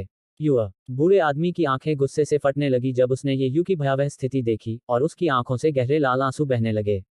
उसने पलटकर यांग ये को पागलपन और हत्या के इरादे से भरी आंखों से देखा। मैं, ये तियान नान, तुम्हें मारने की कसम खाता हूं। दूसरी ओर अन्य 3 बूढ़ों के चेहरे उतर गए, और वे यांग ये को हत्या की नीयत से देखने लगे। उसी समय फैनली अचानक गुस्से से चिल्लाया, दादाजी, चाचा, तीसरे चाचा, यदि आप अभी भी खुद को दिखाने से इनकार करते हैं, तो लिटिल मिंग और मैं फैन कबीले को हमेशा के लिए छोड़ देंगे। कुछ क्षण के मौन के बाद फैन कबीले से 3 बूढ़े लोग उड़कर आए और वे फैनली और फैन मिंग के पास आ गए। बूढ़े लोगों में से एक ने यांग ये पर नजर डाली, और फिर उसने ये यू की लाश को देखा, इससे पहले कि वह धीरे से आह भरता, भाई तियान नान, मैंने कभी नहीं सोचा था कि यह ऐसा होगा। काश। उसके बाद उसने यांग ये को देखा और कहा, तुम कौन हो? तुमने मेरे फैन कबीले और ये कबीले के मामलों में हस्तक्षेप क्यों किया है? यांग ये काफी हैरान था। वे किसकी तरफ हैं? उसने फैन ली और फैन मिंग की तरफ हैरान भाव से देखा, और उन दोनों के चेहरे पर भी बेहद भद्दे भाव थे। फैन मिंग ने नाराजगी से कहा, दादाजी, मुझे यह मत बताइए कि आप नहीं जानते कि ये यू किस तरह का आदमी है। लेकिन आप फिर भी चाहते हैं कि हम उससे शादी कर लें, जबकि आप जानते हैं आप हम दोनों को अनंत दुख की जिंदगी में धकेल रहे हैं। तुम्हारी हिम्मत कैसे हुई? बूढ़े व्यक्ति ने गुस्से से कहा, यंग मास्टर, ये यू स्काईविंड सिटी के नंबर 1 जीनियस हैं। हालांकि वह थोड़े कामुक हैं, लेकिन ऐसा होना बहुत सामान्य बात है। आखिर कौन सा आदमी कामुक नहीं होता। आपकी शादी निश्चित रूप से आप दोनों को अंतहीन विलासिता और महान स्थिति का जीवन जीने की अनुमति देगी। साथ ही फैन कबीले को भी इससे लाभ मिल सकेगा। लेकिन आप दोनों। जब वह इस बिंदु तक बोला, तो उसने यांग ये की ओर इशारा किया और कहा, मुझे बताओ कि वह कौन है। फैन मिंग ने जब यह बात सुनी तो वह तुरंत दुख के आंसू बहाने लगी, जबकि फैनली की आंखों में भी आंसू आने लगे थे। फैन कोंग, क्या तुमने सोचा था कि मेरा ये कबीला तुम्हारे फैन कबीले को छोड़ देगा क्योंकि तुमने ऐसा कहा था? ये तियान नान ने गुस्से से कहा, इस तथ्य को ध्यान में रखते हुए कि हमारे कबीले विवाह में एकजुट होने वाले थे, मेरे ये कबीले ने तुम्हारे फैन कबीले के खिलाफ काम करने का इरादा नहीं किया। लेकिन मैंने कभी नहीं सोचा था कि। जब उसने यह बात कही, तो उसने फैन ली और फैन मिंग को देखा और फिर बोला, यह सब तुम कुतिया की वजह से था।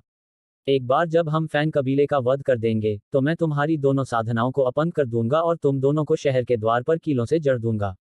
मैं तुम दोनों को स्काईविंड सिटी के सभी पुरुषों की महिलाएं बना दूंगा। फैन मिंग का चेहरा पीला पड़ गया और वह यांग ये के पीछे छिप गई। फैन ली के लिए, वह भी उसके करीब चली गई। तुम्हारे लिए, ये तियान नान ने अचानक यांग ये को देखा और बोलने ही वाला था। हालांकि यांग ये मौके पर ही गायब हो गया था, और वह पहले से ही ये तियान नान के सामने था जब उसका रूप एक बार फिर प्रकट हुआ। उसके बाद एक मुट्ठी सीधे ये तियान नान के सिर पर लगी। ये तियान नान का चेहरा गंभीर हो गया। उसे उम्मीद नहीं थी कि यांग ये वास्तव में हमला करेगा, और वह पूरी तरह से चौंक गया और बिल्कुल भी बच नहीं सका। उसके पास अपनी दाहिनी मुट्ठी को कसकर बंद करने और यांग ये की मुट्ठी पर उसे पटकने के अलावा कोई विकल्प नहीं था। दरार। जैसे ही उनकी मुट्ठियां टकराईं, ये तियाननान के हाव भाव अचानक बदल गए क्योंकि उसके हाथ की हड्डियां तुरंत टूट गई थीं। वह पीछे हटने ही वाला था कि यांग ये ने आगे बढ़कर दबाव डाला और फिर यांग ये ने अपनी दाहिनी मुट्ठी ये तियाननान के पेट पर दे मारी। टकराना। ये तियाननान के मुंह से खून की एक बूंद निकली और उसका शरीर उड़ गया। क्षितिज ताना। यांग ये की आवाज एक बार फिर गूंजी और फिर वह अचानक ये तियान नान के सामने प्रकट हुआ। उसके बाद ये तियान नान को लगा कि उसकी गर्दन के चारों ओर कुछ कस गया है। जब उसने नीचे देखा, तो उसने देखा कि यांग ये का हाथ पहले से ही उसकी गर्दन के चारों ओर था। ये तियाननान भयभीत हो गया। यांग ये के हमले से लेकर युद्ध के अंत तक समय की 2 सांसें भी नहीं बीती थीं। इसलिए यहाँ मौजूद बहुत से लोग अभी भी अपने सदमे से उबर नहीं पाए थे, और जब वे उभरे, तो ये तियाननान पहले से ही यांग ये के हाथों में एक असहाय छोटी लड़की की तरह था। ये कबीले और फैन कबीले के सम्राट क्षेत्र विशेषज्ञों के चेहरे पर अविश्वास के भाव थे जब उन्होंने यह दृश्य देखा। जब ये तियाननान सम्राट क्षेत्र में था, तो वह लिंग जिंग या दाओ ऑर्डर की उस महिला से बहुत कमजोर था। भले ही यह उसकी लड़ाकू प्रवृत्ति हो या उसके पास मौजूद तकनीकें। कौन? तुम वास्तव में कौन हो? ये कबीले के सम्राट क्षेत्र के विशेषज्ञों में से एक ने यांग ये को आश्चर्य से देखा, और उसकी आंखें भय से भरी हुई थीं। आखिरकार, ये तियान नान की ताकत उससे कम नहीं थी। हालांकि यांग ये ने इतनी आसानी से ये तियान नान को हरा दिया था, तो वह कैसे नहीं डर सकता था? इस समय ये तियाननान का चेहरा भय से ढका हुआ था। वह कुछ कहना चाहता था, पर कह नहीं पाया। यांग ये ने ये तियाननान को जमीन पर पटक दिया। हालांकि जब ये तियाननान आगे बढ़ना चाहता था, यांग ये का पैर उसके पेट पर पड़ा, और उसके शक्तिशाली बल से उसके नीचे की जमीन फट गई। ये तियाननान ने यांग ये को घूरते हुए दहाड़ते हुए कहा, मेरा ये कबीला तुम्हें मार देगा। हम तुम्हें मार देंगे। यांग ये ने कुछ नहीं कहा, और उसने बस अपना पैर धीरे धीरे हिलाया। जैसे ही पैर हिला, ये तियाननान का पूरा चेहरा भयावह रूप से पीला पड़ गया क्योंकि उसे पता था कि यांग ये क्या करने वाला है, और इससे उसकी आंखें भय से भर गईं। टकराना। ये तियाननान के पेट से एक धीमी सी आवाज गूंजी। उसका दांटियन टूट गया था। ये तियाननान खत्म हो गया।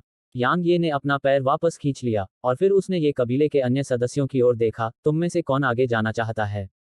यह सुनकर उनके दिल कांप उठे और वे अवचेतन रूप से 2 कदम पीछे हट गए। यांग ये ने उन पर ठंडी नजर डाली, और फिर उसने फैन मिंग को देखा, फैन कबीले को छोड़ दो और मेरे साथ चले जाओ। फैन मिंग ने बिना किसी हिचकिचाहट के सिर हिलाया, मेरी बड़ी बहन भी। यांग ये ने सिर हिलाया। अचानक फैन मिंग के दादाजी यांग ये पर गुस्से से चिल्लाए, तुम वास्तव में कौन हो? तुम्हारे कार्यों से मेरे ये कबीले पर विपत्ति आएगी। तुम। अचानक उसकी आवाज अचानक बंद हो गई क्योंकि यांग ये उसके सामने आ गया था, और फिर उसने महसूस किया कि कोई हाथ उसके गले पर दबा हुआ है। आप। फैन मिंग के दादाजी आश्चर्यचकित थे। फैन ली अभी बोलने ही वाले थे। दरार। हड्डियां टूटने की स्पष्ट और मधुर ध्वनि गूंज उठी। अध्याय 836 मैं उसके जैसे 100 विशेषज्ञों से लड़ सकता हूं। फैन मिंग के दादा की आंखें तुरंत चौड़ी हो गईं और उनमें अविश्वास भर गया। लेकिन उनकी आंखों का रंग फीका पड़ने में ज्यादा समय नहीं लगा। यांग ये ने बूढ़े आदमी की लाश को फेंका, और वह फटकर गूदे के ढेर में बदल गई। उसके बाद उसने फैन मिंग की ओर देखा और कहा, ऐसे दादा के जीवित रहने से तुम्हें कोई लाभ नहीं होगा, इसलिए उसका मर जाना ही बेहतर है। बोलते हुए उसने फैन कबीले के शेष दो विशेषज्ञों की ओर देखा और कहा, क्या उन्होंने कभी तुम्हें धमकाया है? फैन कबीले के अन्य दो सम्राट क्षेत्र विशेषज्ञ भयभीत थे। वे वास्तव में यांग ये से भयभीत थे। आखिरकार दो सम्राट क्षेत्र विशेषज्ञ व्यवहारिक रूप से यांग ये का विरोध करने में असमर्थ थे, इसलिए वे उससे कैसे नहीं डर सकते थे। यह केवल फैन कबीले के सम्राट क्षेत्र के विशेषज्ञ ही नहीं थे जो डरे हुए थे, यहाँ तक कि ये कबीले के अन्य लोग भी डरे हुए थे। इसलिए भले ही यांग ये ने ये यू और ये तियाननान को मार दिया था, लेकिन उन्होंने उस पर हमला करने की हिम्मत नहीं की थी। फैन मिंग ने यांग ये की बात सुनकर जल्दी से अपना सिर हिला दिया। हालांकि वह अपने दोनों चाचाओं को पसंद नहीं करती थी, लेकिन इसका मतलब यह नहीं था कि वह उन्हें मरवाना चाहती थी। यांग ये ने फैन कबीले के सदस्यों पर नजर डाली और फिर उसने फैन ली को देखा, हमें एक स्काईविड कैरेज लाओ। स्काईविड कैरेज एक प्रकार की गाड़ी थी, लेकिन इसे साधारण घोड़ों द्वारा नहीं खींचा जाता था। इसे पेगासस घोड़ों द्वारा खींचा जाता था। फैन ली ने सिर हिलाया। हालांकि वह फैन कबीले को छोड़ने का इरादा रखती थी, फिर भी फैन कबीले में उसका बहुत बड़ा अधिकार था। इसलिए यांग ये के समूह के सामने एक गाड़ी आने में ज्यादा समय नहीं लगा। यांग ये ने कहा, चलो। फैन मिंग यांग ये के बारे में काफी चिंतित थी, इसलिए वह हिचकिचा रही थी। हालांकि फैन ली ने उसे गाड़ी में खींच लिया क्योंकि वह जानती थी कि वह और उसकी छोटी बहन यांग ये की बिल्कुल भी मदद नहीं कर सकती थी। न केवल वे मदद करने में असमर्थ थीं, बल्कि वे उसके लिए बोझ थीं। जब उसने देखा कि यांग ये जाने का इरादा रखता है, तो ये कबीले के एक सम्राट क्षेत्र विशेषज्ञ आगे आए और उन्होंने धीमी आवाज में पूछा, वास्तव में आप कौन हैं? यांग ये ने उस सम्राट क्षेत्र विशेषज्ञ को घूरते हुए पलट कर देखा, जबकि उसके मुंह के कोनों पर उपहास की एक झलक दिखाई दी। तुम बदला लेना चाहते हो? तुम कर सकते हो। अगर तुम्हारे ये कबीले में क्षमता है, तो मुझे खोजने के लिए दाओ ऑर्डर में आओ। जैसे ही उसने बोलना समाप्त किया, यांग ये पलटा, गाड़ी पर चढ़ा और फिर पेगासस को थपथपाया। पेगासस ने हिनहिनाया और फिर वहीं गायब हो गया। दाओ आदेश। ये शब्द सुनते ही यहाँ मौजूद हर किसी के चेहरे पर अचानक से बदलाव आ गया और ये कबीले के सदस्यों के पसीने छूट गए।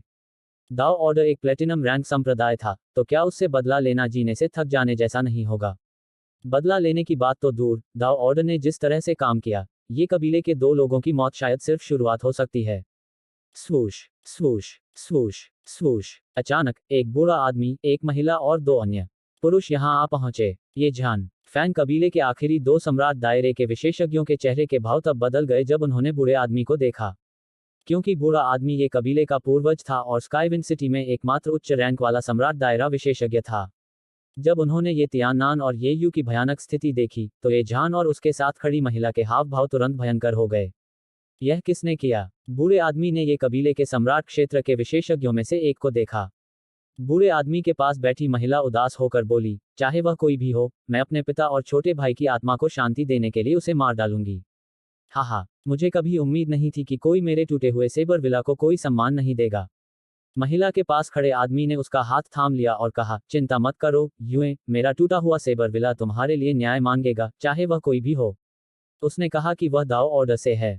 इस बीच ये कबीले के सम्राट दायरे के विशेषज्ञों में से एक ने अचानक बात की और उसके चेहरे पर कड़वाहट के भाव थे, क्योंकि अगर वह आदमी यांग ये वास्तव में दाओ ऑर्डर से था, तो ये कबीले के सदस्य व्यर्थ ही मर जाते। इतना ही नहीं, ये कबीले को यह भी सोचना होगा कि वह दाओ ऑर्डर के क्रोध को कैसे शांत करेगा।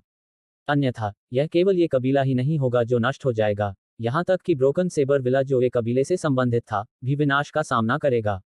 दाओ आदेश ने हमेशा सभी को नष्ट कर दिया। दाओ आदेश। ये शब्द सुनते ही उनके सारे भाव बदल गए। इस समय उनकी आंखों में हत्या का इरादा गायब हो गया था और उनकी आंखों में केवल भारीपन और भय था। हालांकि दाओ आदेश यहाँ से बहुत दूर था, लेकिन इसका प्रभाव पूरे पाइन प्रांत पर था। अगर ऐसी शक्ति का इरादा ये कबीले को कुचलने का था, तो उसे आदेश देने की भी जरूरत नहीं थी। उसे बस ये कबीले के प्रति थोड़ी नाराजगी दिखानी थी और फिर ये कबीला नष्ट हो सकता था। दाओ ऑर्डर। ये यू के बगल में बैठे आदमी ने अचानक भौहें से कुड़ी और फिर उसने अपने दाहिनी ओर खड़े आदमी को देखा। उस आदमी की शक्ल काफी रहस्यमयी थी। उसने लाल लबादा पहना हुआ था और उसकी आंखें बेहद अजीब थीं, जो आम लोगों की आंखों से अलग थीं क्योंकि वे खून की तरह लाल थीं। हालांकि उसने एक भी शब्द नहीं बोला था, लेकिन बाकी लोगों को उसके आने से खतरे का एक मजबूत एहसास हुआ। लाल वस्त्र पहने व्यक्ति ने भौहें सिकोड़ते हुए कहा, उसने कहा कि वह दाओ ऑर्डर से है। ये कबीले के सम्राट क्षेत्र विशेषज्ञ ने सिर हिलाया और कहा, यही तो उसने जाने से पहले कहा था। लाल वस्त्र पहने व्यक्ति ने कुछ देर तक गहराई से सोचा, फिर बोला, मैं उसके बारे में पता लगाने जाऊंगा और देखूंगा कि क्या मेरे दाओ आदेश के कोई शिष्य स्काईविंड सिटी में आए हैं। जैसे ही उसने यह कहा, उसका शरीर थोड़ा कांप उठा और फिर वहीं गायब हो गया। ये युए ने आश्चर्य से कहा, डुआन लैंग, वह तुम्हारा वह दोस्त दाओ ऑर्डर से है। ये कबीले के अन्य सदस्य भी उसे आश्चर्य से देख रहे थे। जाहिर है, उन्होंने कभी नहीं सोचा था कि वह वास्तव में दाओ ऑर्डर के किसी व्यक्ति को जानता होगा। ये यू के बगल में खड़े व्यक्ति ने सिर हिलाया और कहा, भाई लियूशा दाओ ऑर्डर के 3 मार्गों में से नश्वर पथ का एक शिष्य है। हम संयोग से एक दूसरे से मिले और हम दोस्त बन गए क्योंकि हम अच्छी तरह से मिलते थे। चिंता मत करो, यूए। अगर वह साथी यांग ये वास्तव में दाओ ऑर्डर का शिष्य है, तो दाओ ऑर्डर में भाई लियूशा की स्थिति निश्चित रूप से उसके और आपके ये कबीले के बीच की दुश्मनी को हल करने के लिए पर्याप्त होगी। अगर वह दाओ ऑर्डर का सदस्य नहीं है, हम दाओ ऑर्डर का शिष्य होने का दिखावा करना निस्संदेह दाओ ऑर्डर को उकसाने का एक तरीका है। जिस तरह से यह काम करता है, उसके आधार पर वह साथी निश्चित रूप से मर जाएगा। ये यू ने सिर हिलाया और फिर उसने फैन कबीले के सदस्यों को देखा। मेरे छोटे भाई और पिता फैन कबीले की वजह से बुरी तरह मर गए। फैन कबीले का हर एक सदस्य आज मर जाएगा। जैसे ही उसने बोलना समाप्त किया, कत्लेआम शुरू हो गया। Dot dot dot. एक मैदान पर एक गाड़ी तेजी से चली आ रही थी और उसकी तीव्र गति के कारण उसके पीछे गड़गड़ाहट की आवाज गूंज रही थी। यांग ये उसके अंदर पैर मोड़कर बैठा था और लगातार फैनली से प्राप्त चरम श्रेणी के ऊर्जा पत्थरों को अवशोषित कर रहा था। जबकि ऐसा लग रहा था कि उसने इतनी आसानी से 2 मोनाक रियल्म विशेषज्ञों को तुरंत नष्ट कर दिया था, उसने वास्तव में एक बड़ी कीमत चुकाई थी। उसने एक मूवमेंट तकनीक, हॉराइजन वॉर्प तकनीक का उपयोग किया था। आखिरकार, उसकी शारीरिक शक्ति ने उसे जो गति प्रदान की थी, वह मोनाक रियल्म विशेषज्ञों को तुरंत मारने के लिए पूरी तरह से अपर्याप्त थी। इसके अलावा, अगर उसने हमला करने पर बाकी लोगों को तुरंत नहीं रोका, तो वे निश्चित रूप से उसके खिलाफ सेना में शामिल हो जाएंगे। एक बार ऐसा होने पर उसे जो कीमत चुकानी पड़ेगी वह इतनी कम नहीं होगी जितनी अब चुकानी पड़ रही है। उसके मेरिडियन से आने वाला तेज दर्द कुछ भी नहीं था। आखिरकार, ऐसा दर्द उसके लिए जानलेवा नहीं था और यह बस थोड़ा सा दर्द देता था। असली समस्या यह थी कि उसे एहसास हो गया था कि लगातार गहन ऊर्जा का उपयोग करने से उसके मेरिडियन की समस्या और भी बदतर हो गई थी। उसने देखा कि उसके भीतर के मेरिडियन और भी अधिक टूटने के संकेत दे रहे थे। मुझे जल्द से जल्द प्राइमोडियल पैगोडा तक पहुंचना चाहिए। यांग ये जानता था कि उसके मेरिडियन को पूरी तरह से बहाल करने का एकमात्र तरीका प्राइमोडियल पैगोडा से प्राइमोडियल वायलेट ऊर्जा थी। केवल प्राइमोडियल वायलेट ऊर्जा ही उसे जल्द से जल्द उसकी चरम शक्ति पर वापस ला सकती थी। अपनी पिछली साधना को पुनः प्राप्त करने के अलावा, एक और चीज थी जिसे वह पुनः प्राप्त करना चाहता था, और वह थी उसकी तलवार की मंशा। यद्यपि तलवार दाव में उनकी उपलब्धियां अत्यंत दुर्जेय थीं, लेकिन तलवार की मंशा की कमी के कारण उनकी लड़ाकू शक्ति बहुत कम हो गई थी। काफी समय बाद, यांग ये की मेरिडियन की समस्या अंततः अस्थायी रूप से दब गई थी, जब उसने 1000 से अधिक चरम श्रेणी के ऊर्जा पत्थरों में से ऊर्जा को अवशोषित कर लिया था, और तेज दर्द भी काफी कम हो गया था। हालांकि, एक समस्या थी जो उसे परेशान कर रही थी। जबकि उसने 1000 से अधिक चरम श्रेणी के ऊर्जा पत्थरों का सेवन किया था, न केवल उसकी साधना में आगे बढ़ने के कोई संकेत नहीं दिखे थे, बल्कि यह थोड़ी सी भी मजबूत नहीं हुई थी। ऐसा लगता है कि मुझे सम्राट क्षेत्र में अपनी ताकत बढ़ाने के लिए किसी और तरीके के बारे में सोचना होगा। यांग ये ने अपना सिर हल्के से हिलाया और फिर उसने धीरे से अपनी आंखें खोलीं। जैसे ही उसने ऐसा किया, यांग ये ने देखा कि फैन मिंग उसके सामने बैठी थी और अपने हाथों से अपनी ठुड्डी को सहारा दे रही थी और वह उसे घूर रही थी। यांग ये मुस्कुराए और बोली, तुम मुझे क्यों देख रहे हो? क्या तुम्हें डर नहीं लगता कि तुम्हें बुरे सपने आएंगे? फैन मिंग ने अचानक अपना हाथ बढ़ाया और यांग ये के बाएं गाल पर निशान को छुआ। यह निश्चित रूप से आपके लिए बहुत दर्दनाक है ना? यांग ये का दिल नर्म हो गया जब उसने फैन मिंग की आंखों में दर्द देखा। यह कुछ भी नहीं है। अतीत में मैंने जो कष्ट झेले थे, वे इससे कहीं अधिक भयानक थे। वह झूठ नहीं बोल रहा था क्योंकि वह सिर्फ यह सोच रहा था कि जब एल्डम्यू ने अपने शरीर को शांत करने के लिए नेदर घोस्ट फ्लेम का इस्तेमाल किया था तो कैसा महसूस हुआ था। अब भी वह एहसास उसके भीतर गहराई से उकेरा हुआ था। फैन मिंग ने दूसरा सवाल पूछा, आप इतनी बुरी हालत में कैसे पहुंच गए? उसे अभी भी याद है कि यांग यी सिर्फ नश्वर क्षेत्र में था जब वह फैन कबीले में था और वह घोड़ों की देखभाल भी कर रहा था। भले ही उसने यह काम सिर्फ कुछ दिनों के लिए ही किया हो। फैन ली ने भी उसकी तरफ देखा। दरअसल, वह भी जवाब जानना चाहती थी। आखिरकार, उस दिन जब यांग ये ने उसे पाया था, तो वह हिल भी नहीं पा रही थी। यांग ये चुप रहा। फैन मिंग ने धीरे से पूछा, आप मुझे नहीं बता सकते? यांग ये ने अपना सिर हिलाया और कहा, मैंने और कई अन्य लोगों ने एक बहुत शक्तिशाली दुश्मन से लड़ाई लड़ी। वह दुश्मन इतना शक्तिशाली था कि हम में से कई लोग मारे गए।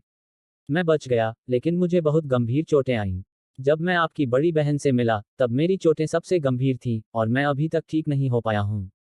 उसने फिर पूछा, क्या तुम पहले बहुत मजबूत थे? यांग ये ने अपना सिर रगड़ते हुए कहा, मैं तो बस साधारण थी। फैन मिंग ने पूछा, साधारण कितना मजबूत है? क्या आप ये कबीले के पूर्वज जितने मजबूत थे? वह एक उच्च रैंक के सम्राट क्षेत्र विशेषज्ञ हैं।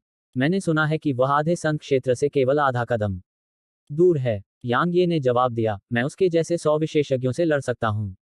अचानक गाड़ी के बाहर से एक भयंकर दहाड़ गूंजी, यांग ये, तुमने मेरे बेटे और पोते को मार डाला। मैं तुम्हें मार डालूंगा। फैन मिंग ने पलकें झपकाईं और कहा, वह ये कबीले का पूर्वज है। आपने कहा था कि आप उसके जैसे 100 विशेषज्ञों से लड़ सकते हैं। यांग ये अवाक रह गया।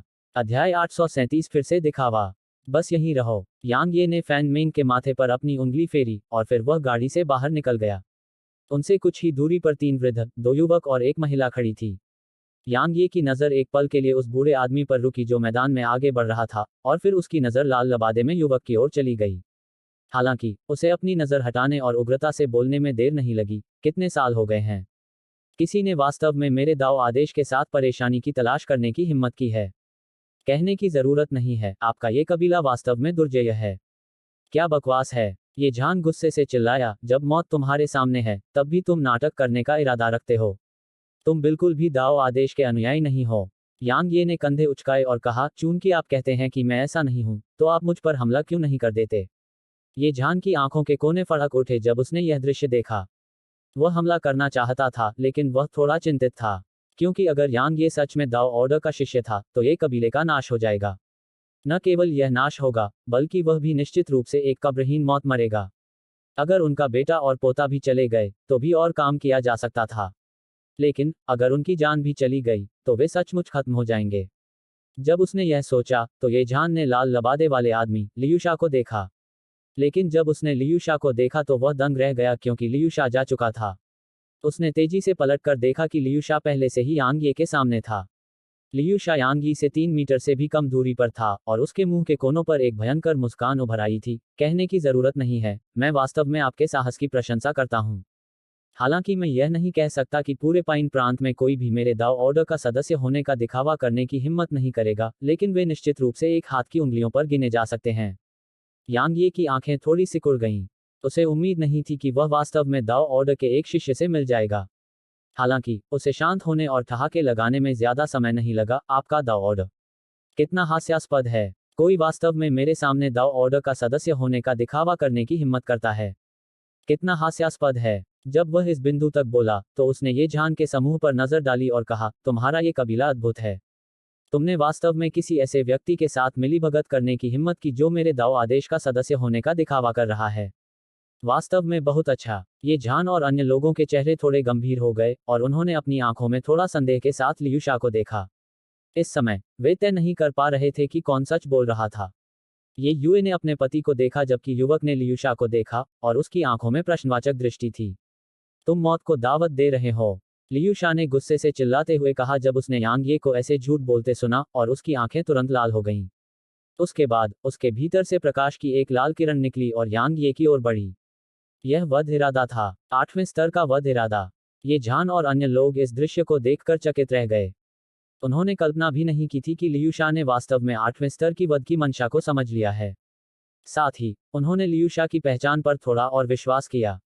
आखिरकार दाव ऑर्डर निर्दयी लोगों से भरा हुआ था और व्यवहारिक रूप से इसके हर एक शिष्य के हाथ खून से सने थे। चूंकि लियूशा के पास 8वें स्तर की वध की मंशा थी, इसलिए उन्हें लगा कि वह निश्चित रूप से दाव ऑर्डर का शिष्य था, क्योंकि वध की मंशा आमतौर पर वध के माध्यम से समझी जाती थी। लियूशा की पहचान की पुष्टि करने के बाद ये झान ने हमला करने का इरादा किया। हालांकि वह तुरंत ही हैरान रह गया। यह सिर्फ ये झान ही नहीं था, यहाँ तक लियूशा ने भी अपनी आंखें चौड़ी कर ली थीं और उनमें आश्चर्य भर गया था, क्योंकि यांग ये ने लियूशा से आने वाली लाल रोशनी का विरोध नहीं किया था और उसने उसे खुद को घेरने दिया। लेकिन हत्या की मंशा ने उसे अभी अभी घेरा ही था कि वह पूरी तरह से वापस आ गई। ऐसा लग रहा था जैसे उसका सामना किसी भयानक चीज से हो गया हो। तुम मेरे सामने ऐसी हत्या की मंशा दिखाने की हिम्मत कर रहे हो? कितनी हास्यास्पद बात है। यांग ये ने ठंडी हंसी में अपना मुक्का आगे की ओर पटक दिया और हत्या की मंशा तुरंत खत्म हो गई। हालांकि उसे हत्या की मंशा समझ में नहीं आई थी, लेकिन उसने कई लोगों को मार डाला था और उसके पास जो घातक ऊर्जा थी वह लियू शा की हत्या की मंशा से कहीं ज्यादा शक्तिशाली थी। बस फर्क इतना था कि उसके पास जो घातक ऊर्जा थी, वह लियू शा की हत्या की मंशा की तरह उससे मुक्त नहीं हो सकती थी। तुम ऐसा कैसे कर सकते हो? लियू शा ने आश्चर्य से यांग ये को देखा। उसके वध के इरादे के काम न करने के सिर्फ दो कारण हो सकते थे। पहला यह कि यांग ये की ताकत उससे कहीं ज्यादा थी, और दूसरा यह कि यांग ये ने उससे कहीं ज्यादा लोगों को मारा था। ये यू के बगल में खड़े आदमी के हाव भाव में भारी बदलाव आया, क्योंकि उसने कभी नहीं सोचा था कि यांग ये वास्तव में हत्या के इरादे से मुक्त होगा। हे भगवान, क्या वह लियू शा से भी ज्यादा लोगों को मार सकता था? दूसरी ओर ये झान और ये युए बहुत हैरान थे। वे न केवल हैरान थे, बल्कि वे डरे हुए भी थे। क्योंकि अगर यांग ये वास्तव में दाओ ऑर्डर के शिष्य थे, तो क्या वे दाओ ऑर्डर के नकली शिष्य के साथ मिलकर दाओ ऑर्डर के खिलाफ नहीं गए होंगे, जैसा कि यांग ये ने पहले कहा था? जब उन्होंने इस बिंदु तक सोचा, तो उनके पसीने छूटने लगे। तुम कौन हो? लियू शा उदास होकर बोला। इस बार उसने हमला करने का विकल्प नहीं चुना, क्योंकि जो आदमी उसके सामने खड़ा था, उसकी पहचान ही रहस्यमय नहीं थी, बल्कि उसकी ताकत भी बहुत रहस्यमय थी। यांग ये ने ठंडे स्वर में उत्तर दिया, मैं स्वाभाविक रूप से दाओ ऑर्डर से हूं। असंभव। लियू शा उदास होकर बोला, मैंने अपने मॉटल पाथ के सदस्यों से पूछा है, और उनमें से कोई भी स्काईविंड सिटी में नहीं आया है। उनमें से किसी का नाम भी यांग ये नहीं है। मृत्युपथ। यांग ये ने उपहासपूर्वक हंसते हुए कहा, क्या मैंने कहा था कि मैं मृत्युपथ से हूं? आप? लियू शा की आंखें चौड़ी हो गईं और वह आश्चर्य से बोला, आप सांसारिक पथ से हैं। दाओ ऑर्डर के 3 रास्ते थे, और ये थे स्वर्गीय पथ, सांसारिक पथ और नश्वर पथ। स्वर्गीय पथ सबसे मजबूत था। वे सभी अर्धसंत थे। अगला सांसारिक पथ था, और वे कम से कम सम्राट क्षेत्र के विशेषज्ञ थे। अंतिम नश्वर पथ था। इसलिए लियू शा ने यांग ये को सुनकर वास्तव में काफी डर गया। क्योंकि अगर यांग ये वास्तव में सांसारिक पथ से था, तो उसका उल्लेख नहीं करना, उसके 10 लोग भी बिना किसी संदेह के मर जाएंगे। आखिरकार वे पूरी तरह से साधना के दायरे से विभाजित नहीं थे। उदाहरण के लिए, अगर वह लियू शा सांसारिक पथ में प्रवेश करने का मौका चाहता था, तो उसे न केवल सम्राट क्षेत्र प्राप्त करना था, बल्कि उसे कम से कम स्वर्ग रैंक वध इरादे को भी प्राप्त करना था। यह केवल एक मौका था और निश्चित नहीं था। ये झान और अन्य लोग जब लियू शा की बात सुनी तो उनके चेहरे का रंग पीला पड़ गया। सांसारिक मार्ग। यांग ये को आश्चर्य हुआ, क्योंकि वह सोच रहा था कि इस कृत्य को कैसे जारी रखा जाए। उसने कभी नहीं सोचा था कि लियू शा उसे इतना अच्छा बहाना देगा। इसलिए उसने अपने हाथों को अपनी पीठ के पीछे रखा और धीरे धीरे लियू शा की ओर बढ़ा, इससे पहले कि वह ठंडे स्वर में बोले, तुम्हारा यह कितना दुस्साहस है कि तुम मेरे दाओ आदेश के सदस्यों के खिलाफ बाहरी लोगों के साथ मिलीभगत कर रहे हो। शायद मुझे आज संप्रदाय के लिए सफाई करनी होगी। क्या तुम सच में सांसारिक पथ से हो? लियू शा शांत हो गया था। हालांकि वह सांसारिक पथ से बहुत कम ही किसी से मिलता था, लेकिन वह जानता था कि वे कम से कम सम्राट दायरे में थे। इसके अलावा उनमें से हर एक के पास अद्वितीय क्षमताएं थीं। हालांकि उसके सामने खड़ा यह व्यक्ति, यांग ये, केवल एक साथ दायरे में था। इसलिए वह काफी संदिग्ध था। यांग ये ने लियू शा पर अपनी सांस बर्बाद नहीं की। उसने अपना दाहिना पैर जमीन पर पटका और आगे की ओर बढ़ा। उसका शरीर तुरंत लियू शा के सामने आ गया, और फिर उसका पैर लियू शा की ओर बढ़ा। उसके शक्तिशाली बल ने उसके आसपास के स्थान को हिलाकर रख दिया। लियू शा को तब झटका लगा जब उसने यांग ये के पैर में ताकत देखी, और उसने सहज रूप से उसे रोकने के लिए अपने हाथों को पार कर लिया। टकराना। ये झान और अन्य लोग आश्चर्य से देख रहे थे कि लियू शा की आकृति उड़ गई। यांग ये ने फिर से हमला नहीं किया और वह गाड़ी के किनारे लौट गया, क्योंकि उसने देखा कि ये झान हमला करने के लिए उत्सुक था। ये झान का चेहरा उतर गया जब उसने यांग ये को गाड़ी में वापस आते देखा।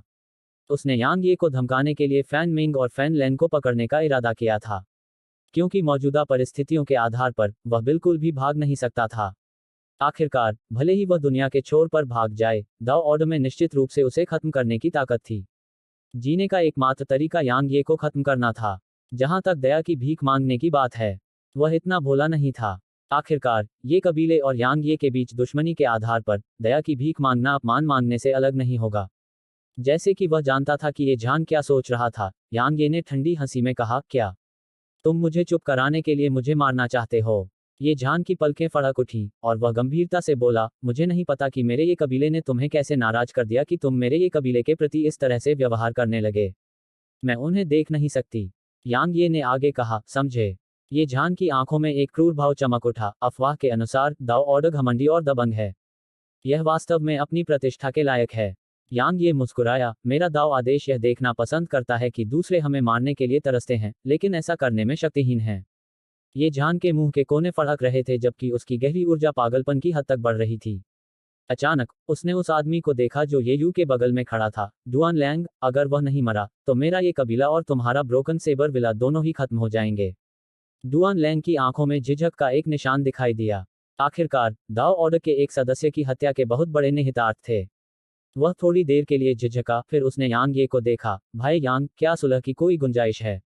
यांग ये ने डुआन लैंग पर कोई ध्यान नहीं दिया। उसने बस लियूशा को देखा और कहा, तुम दाओ ऑर्डर के शिष्य हो। तुम क्या सोचते हो? लियूशा के चेहरे पर थोड़ी भद्दी अभिव्यक्ति थी। इस समय उसे विश्वास था कि यांग ये सांसारिक पद से था, क्योंकि यांग ये की शारीरिक शक्ति वास्तव में बहुत भयानक थी और यह एक सम्राट क्षेत्र के राक्षस जानवर से कम नहीं थी। इसके अलावा यांग ये ने अपनी असली ताकत का इस्तेमाल नहीं किया था। बेशक वह अभी भी वापस जाने और मामले की जांच करने का इरादा रखता था। तो लियूशा ने कहा, वरिष्ठ भाई यांग, शायद तुम सच में मेरे दाव ऑर्डर को शर्मसार कर रहे हो। यांग ये ने अचानक लियूशा को टोकते हुए कहा, तुम मेरे दाव ऑर्डर के सदस्य हो, इसलिए मैं तुम्हें नहीं मार सकता। लेकिन चिंता मत करो, मैं तुम्हारे कामों की रिपोर्ट मॉटल पाथ के उच्च अधिकारियों को दूंगा। लियूशा का दिल कांप उठा और उसने जल्दी से कहा, वरिष्ठ भाई यांग, वह सिर्फ मेरा एक परिचित है। मैं उसके लिए अपने दाव आदेश के एक भाई के खिलाफ कैसे काम कर सकता हूँ? मुझे इससे पहले वरिष्ठ भाई की असली पहचान के बारे में पता नहीं था और इसलिए मैंने वरिष्ठ भाई को नाराज कर दिया। कृपया मुझे माफ कर दें।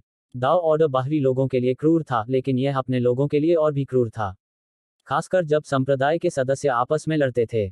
सजा के बारे में सोचते ही उसे लगा कि बस मर जाना चाहिए। यांग ये ने कहा, क्या आप चाहते हैं कि मैं आपको माफ कर दूं? लियूशा ने जल्दी से कहा, वरिष्ठ भाई, कृपया मुझे छोड़ दीजिए। यांग ये ने ये झान के समूह पर नजर डाली और कहा, क्या आप जानते हैं कि आपको क्या करना चाहिए? ये झान और बाकी लोग थोड़े पीले पड़ गए। इस बीच डुआन लैंग ने जल्दी से कहा, भाई लियू, यह सब एक गलतफहमी थी। अगर मुझे पता होता कि आपका वरिष्ठ भाई दाव ऑर्डर से है तो मैं किसी भी तरह से उसका अनादर करने की हिम्मत नहीं करता। भाई लियू, अब बहुत देर हो चुकी है। लियूशा ने गहरी सांस ली और उसके हाथ में खंजर आ गया। उसके बाद उसकी आकृति वहीं गायब हो गई और जब अगली बार उसकी आकृति दिखाई दी तो वह वास्तव में ये झान के समूह के सामने नहीं थी, बल्कि यांगे के सामने थी। उसी समय उसका खंजर हवा में तेजी से चीखता हुआ यांगे के गले की ओर बढ़ा। यह दृश्य सभी की उम्मीदों से बढ़कर था। मैं, लियूशा, किसी और की धमकियों से बंधे हुए जीवन जीने से इनकार करता हूँ। लियूशा की क्रूर आवाज गूंज उठी जब खंजर यांगे पर झपटा। यांगे की ताकत वाकई बहुत बड़ी थी और यह उसके भौतिक शरीर के लिए खास तौर पर बहुत बड़ी थी, क्योंकि यह लियूशा द्वारा अपने जीवन काल में मिले कई मोनाक रियल राक्षस जानवरों से कहीं ज्यादा ताकतवर था। हालांकि उसे संदेह था कि यांगे बुरी तरह घायल हो गया था और उसने इसे दो पहलुओं से पहचाना था। सबसे पहले, अगर यांगे घायल नहीं होता तो एक साल रियल विशेषज्ञ के रूप में यांगे को गाड़ी से यात्रा करने की कोई जरूरत नहीं होती। आखिरकार वह अपने गंतव्य तक सीधे उड़कर जा सकता था, लेकिन यांगे ने ऐसा नहीं किया। दूसरे, दाव ऑर्डर के अनुयायी निर्दयी लोग थे और वे कुछ भी करते समय संभावित परेशानियों को पीछे नहीं छोड़ते थे। यांगे साधारण मोनाक रियल्म विशेषज्ञों को तुरंत नष्ट कर सकता था, लेकिन उसने स्काईविंड सिटी में पूरे ये कबीले को कुचल नहीं दिया था और उसने इसके बजाय भागने का विकल्प चुना था। इसलिए लियूशा को यकीन था कि यांगे इस समय निश्चित रूप से बुरी तरह घायल है। जिस कारण से उसने यांगे पर हमला किया वह भी बहुत सरल था। उसने यह मानने से इनकार कर दिया कि यांगे उसे छोड़ देगा। दाव ऑर्डर का हर एक शिष्य एक निर्दयी व्यक्ति था, इसलिए यांगे के ठीक होते ही वह तुरंत मर सकता था। वह, लियूशा, एक निर्णायक व्यक्ति थे, इसलिए उन्होंने एक बार पूरी बात सोच लेने के बाद निर्णायक हमला किया। यांगे ने लियूशा के अचानक हमले को टाला नहीं। बेशक उसका ऐसा करने का कोई इरादा नहीं था, न ही उसने खंजर को रोकने की कोशिश की। इसके बजाय उसने अपनी मुट्ठी लियूशा के पेट पर तान दी। झनकार, टकराना। लियूशा के खंजर ने यांगे के गले पर वार किया जबकि यांगे की मुट्ठी लियूशा के पेट पर लगी। यांगे वहीं पर स्थिर रहा जबकि लियूशा ने मुंह में खून थूक दिया और फिर उसका शरीर पीछे की ओर उड़ गया। हालांकि वह ज्यादा दूर तक नहीं उड़ पाया और उसने खुद को बलपूर्वक रोक लिया। यांगे ने उसके गले को छुआ और वहां एक हल्का निशान था। हालांकि उसकी त्वचा में छेद नहीं हुआ था। उसने अपना सिर उठाया और लियूशा को देखा। लगता है कि तुम संप्रदाय को धोखा देने का इरादा रखते हो। इसे धोखा दोगे? लियूशा ने उग्रता से कहा, मैं ऐसा करने की हिम्मत नहीं कर सकता। हमारे बीच दुश्मनी हो गई है और मुझे डर है कि अगर मैं तुम्हें अभी नहीं मारूंगा तो मैं चैन से सो और खा नहीं पाऊंगा। ये झान, डुआन लैंग, अगर उसे आज नहीं मारा गया तो ये कबीला और ब्रोकन सेबर विला का सफाया हो जाएगा। इसलिए पीछे हटना बंद करो और अपने तुरुप के पत्ते इस्तेमाल करो। ये झान और अन्य लोगों ने जब उसे सुना तो उनकी आंखों में तुरंत क्रूर भाव उभर आए। जैसा कि लियू शा ने कहा था, अगर यांग ये नहीं मरता तो वे ही मर जाते। न केवल वे मर जाते, बल्कि उनके पीछे खड़े कबीले और संप्रदाय भी नष्ट हो जाते। दादा, ये आप भाई लियू के साथ मिलकर उससे निपटिए। मैं फैंग कबीले की उन 2 महिलाओं को पकड़ने जा रहा हूँ। जैसे ही उसने बोलना समाप्त किया, डुआन लैंग का शरीर तेजी से गाड़ी की ओर भागा। उसी समय ये झान और लियू शा दोनों ने तुरंत यांग ये पर हमला कर दिया। ओह! अचानक आसमान में तलवार की आवाज गूंजी और फिर डुआन लैंग का सिर हवा में उड़ गया। इस बीच उसका शरीर अभी भी गाड़ी की ओर बढ़ रहा था और वह लगभग 3 मीटर आगे बढ़ा और अंत में जमीन पर गिर गया। डुआन लैंग, ये युए एक पल के लिए स्तब्ध रह गई और फिर वह पागलों की तरह डुआन लैंग की लाश की ओर दौड़ी। ये झान और लियू शा ने हिलना बंद कर दिया और वे आश्चर्य से यांग ये को देखने लगे। यांग ये के हाथ में अचानक एक तलवार आ गई थी। कचरा! यांग ये ने अपनी तलवार लहराए और कहा, तुम सब कचरा हो। जब उसने इतना कहा तो उसने लियू शा को देखा और कहा, लियू शा, मुझे तुम्हें मौका न देने के लिए दोष मत दो। ये झान को मार दो और मुझे 10,000 चरम श्रेणी के ऊर्जा पत्थरों से मुआवजा दो और मैं बीती बातों को भूल जाऊंगा। आखिरकार एक दूसरे को मारना हमारे लिए अपमान की बात है और मैं नहीं चाहता कि मेरे ऊपर के लोगों के मन में मेरे बारे में गलत धारणा बने। बेशक तुम भी मुझे मारने के लिए उसके साथ मिल सकते हो। हे। जैसे ही उसने बोलना समाप्त किया, यांग ये के चेहरे पर एक अजीब सी मुस्कान थी और उस मुस्कान ने लियू शा के दिल को ठंडा कर दिया। यांग ये, मैं तुम्हें मार डालूंगा। इस बीच ये युए ने अचानक यांग ये पर हमला किया। युए, जल्दी से यहाँ वापस आओ। तुम उसके बराबर नहीं हो। ये झान भयभीत था और कुछ करने वाला था। हालांकि एक प्रकाश की किरण चमकी और फिर ये यू का शरीर कमर से 2 हिस्सों में बढ़ गया। उसके अंदर से ताज़ा खून बह निकला जबकि उसके अंदरूनी अंग जमीन पर बिखर गए। यह खून से लथपथ था। ये झान की आंखें गुस्से से फटने लगी थीं और उसके अंदर की गहरी ऊर्जा पागलपन की हद तक बढ़ने लगी थी। इस बीच लियू शा चकित था और उसने अवचेतन रूप से एक कदम पीछे हट लिया। इस समय वह इस बात पर भी विश्वास नहीं करेगा कि यांग ये ने कहा कि वह दाव ऑर्डर से नहीं है। यांग ये, मैं तुम्हें टुकड़ों में काट दूंगा। ये झान दहाड़ते हुए हमला करने ही वाला था, लेकिन अचानक पीछे से एक ठंडी रोशनी की किरण ने उस पर हमला किया और इससे उसके चेहरे के भाव अचानक बदल गए। उसने अपने शरीर को जोर से घुमाया, अंतरिक्ष को चीरते हुए 30 मीटर दूर चमक गया। जब उसने पीछे देखा तो उसने देखा कि एक व्यक्ति वहीं खड़ा था जहां वह अभी कुछ पल पहले खड़ा था और वह लियू शा था। लियू शा, तुम क्या कर रहे हो? ये झान गुस्से में था, क्या तुम सच में उसकी बकवास पर विश्वास कर रहे हो? क्या तुम्हारे साथ कुछ गड़बड़ है? अगर हम सेना में शामिल हो जाएं तो हम निश्चित रूप से उसे खत्म करने में सक्षम होंगे। ठीक है, वह बिल्कुल सही है। यांग ये ने मुस्कुराते हुए कहा, लियू शान, वह बिल्कुल सही है। आप उसके प्रस्ताव पर विचार कर सकते हैं। लियू शा के चेहरे पर एक अनिश्चित भाव था। कुछ देर बाद उसने गहरी सांस ली और फिर वह यांग ये की ओर मुस्कुराया, वरिष्ठ भाई यांग, आप मजाक कर रहे हैं। हम दोनों ही दाव ऑर्डर से हैं, इसलिए मैं अपने ही संप्रदाय के किसी व्यक्ति को कैसे मार सकता हूँ? चूंकि ये कबीले का यह बूढ़ा कुत्ता हमें एक दूसरे को मारने के लिए मजबूर करना चाहता है, इसलिए उसके इरादे स्पष्ट रूप से दुर्भावनापूर्ण हैं। वरिष्ठ भाई यांग, क्यों न हम उसे मारने के लिए सेना में शामिल हो जाएं? यांग ये की आंखें थोड़ी सिकुड़ गईं जबकि उसका चेहरा उदास हो गया। लियू शा, मेरे साथ चालें खेलना बंद करो। मैं तुम्हें एक आखिरी मौका देता हूं। अगर तुम उसे नहीं मारते और 10,000 चरम श्रेणी के ऊर्जा पत्थर नहीं देते तो मैं तुम्हें अभी अपन कर दूंगा। बेशक तुम उसके साथ सेना में शामिल होने और मुझे मारने की कोशिश कर सकते हो। लियू शा के चेहरे पर एक बेहद भद्दा भाव था। उसके दिल में गहरी इच्छा यांग ये की मौत की थी। हालांकि उसे यांग ये को मारने की अपनी क्षमता पर भरोसा नहीं था, भले ही वह ये झान के साथ सेना में शामिल हो जाए। आखिरकार सांसारिक पथ का हर एक सदस्य एक असाधारण विशेषज्ञ था और उच्च क्षेत्र के लोगों से लड़ने के लिए अपने साधना क्षेत्र को पार करना उनके लिए खाने जितना आसान था। लियू शा, ये झान ने लियू शा की हिचकिचाहट को देखते हुए जल्दी से कहा, वह केवल एक साथ दायरे में है जबकि मैं एक उच्च रैंक वाला सम्राट दायरे का विशेषज्ञ हूँ। मैं अर्धसंत दायरे से केवल आधा कदम दूर हूँ। जहां तक तुम्हारा सवाल है, तुम युद्ध करने के लिए अपने साधना के दायरे को पार कर सकते हो। इसलिए अगर हम सेना में शामिल होते हैं तो वह निश्चित रूप से मर जाएगा। बकवास! लियू शा ने अचानक ये झान पर चिल्लाते हुए कहा, तुम बूढ़े कुत्ते! तुम सच में दुर्भावनापूर्ण इरादे रखते हो। तुम वास्तव में हमारे बीच दरार डालने की कोशिश कर रहे हो। मैं कसम खाता हूं कि मैं आज तुम्हें मार डालूंगा। बोलते समय लियू शा की आकृति चमक उठी और वह ये झान की ओर झपटा। अंत में उसने ये झान को मारने का फैसला किया, क्योंकि यांग ये वास्तव में शुरू से ही बहुत शांत और संयमित था। इसके अलावा यांग ये उसे एक बिल्ली की तरह देख रहा था जो एक चूहे को देख रही थी और वह उपहास से भरा हुआ था। यांग ये का सामना करने के लिए उसके पास जरा भी आत्मविश्वास नहीं था, खासकर तब जब यांग ये के पास मौजूद घातक ऊर्जा उसकी खुद की ऊर्जा से कहीं ज्यादा शक्तिशाली थी। अगर वह यांग ये से लड़ता तो उसका वध करने का इरादा पूरी तरह से बेकार हो जाता। इसके विपरीत, जबकि ये जान एक उच्च रैंक वाला सम्राट क्षेत्र विशेषज्ञ था, फिर भी उसे ये जान को मारने की अपनी क्षमता पर पूरा भरोसा था। आखिरकार, सम्राट क्षेत्र के विशेषज्ञ जो शक्तिशाली संप्रदायों से नहीं आए थे, वे उसके जैसे अस्तित्व के लिए बहुत कमजोर थे। लियू शा, तुम मूर्ख हो, वह निश्चित रूप से घायल है।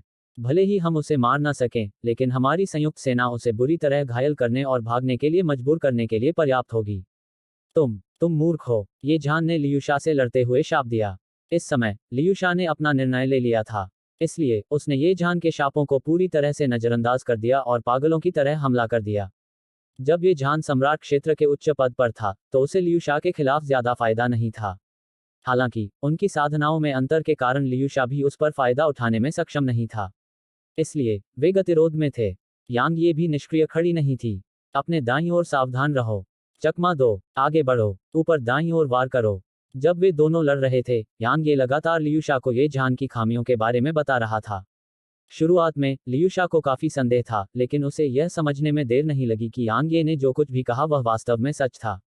इस समय, वह ऐसा चुनाव करने पर स्वयं को अत्यंत भाग्यशाली महसूस कर रहे थे। जहां तक ये जान का सवाल है, जैसे जैसे लड़ाई आगे बढ़ती गई, वह और भी ज्यादा भयभीत होता गया।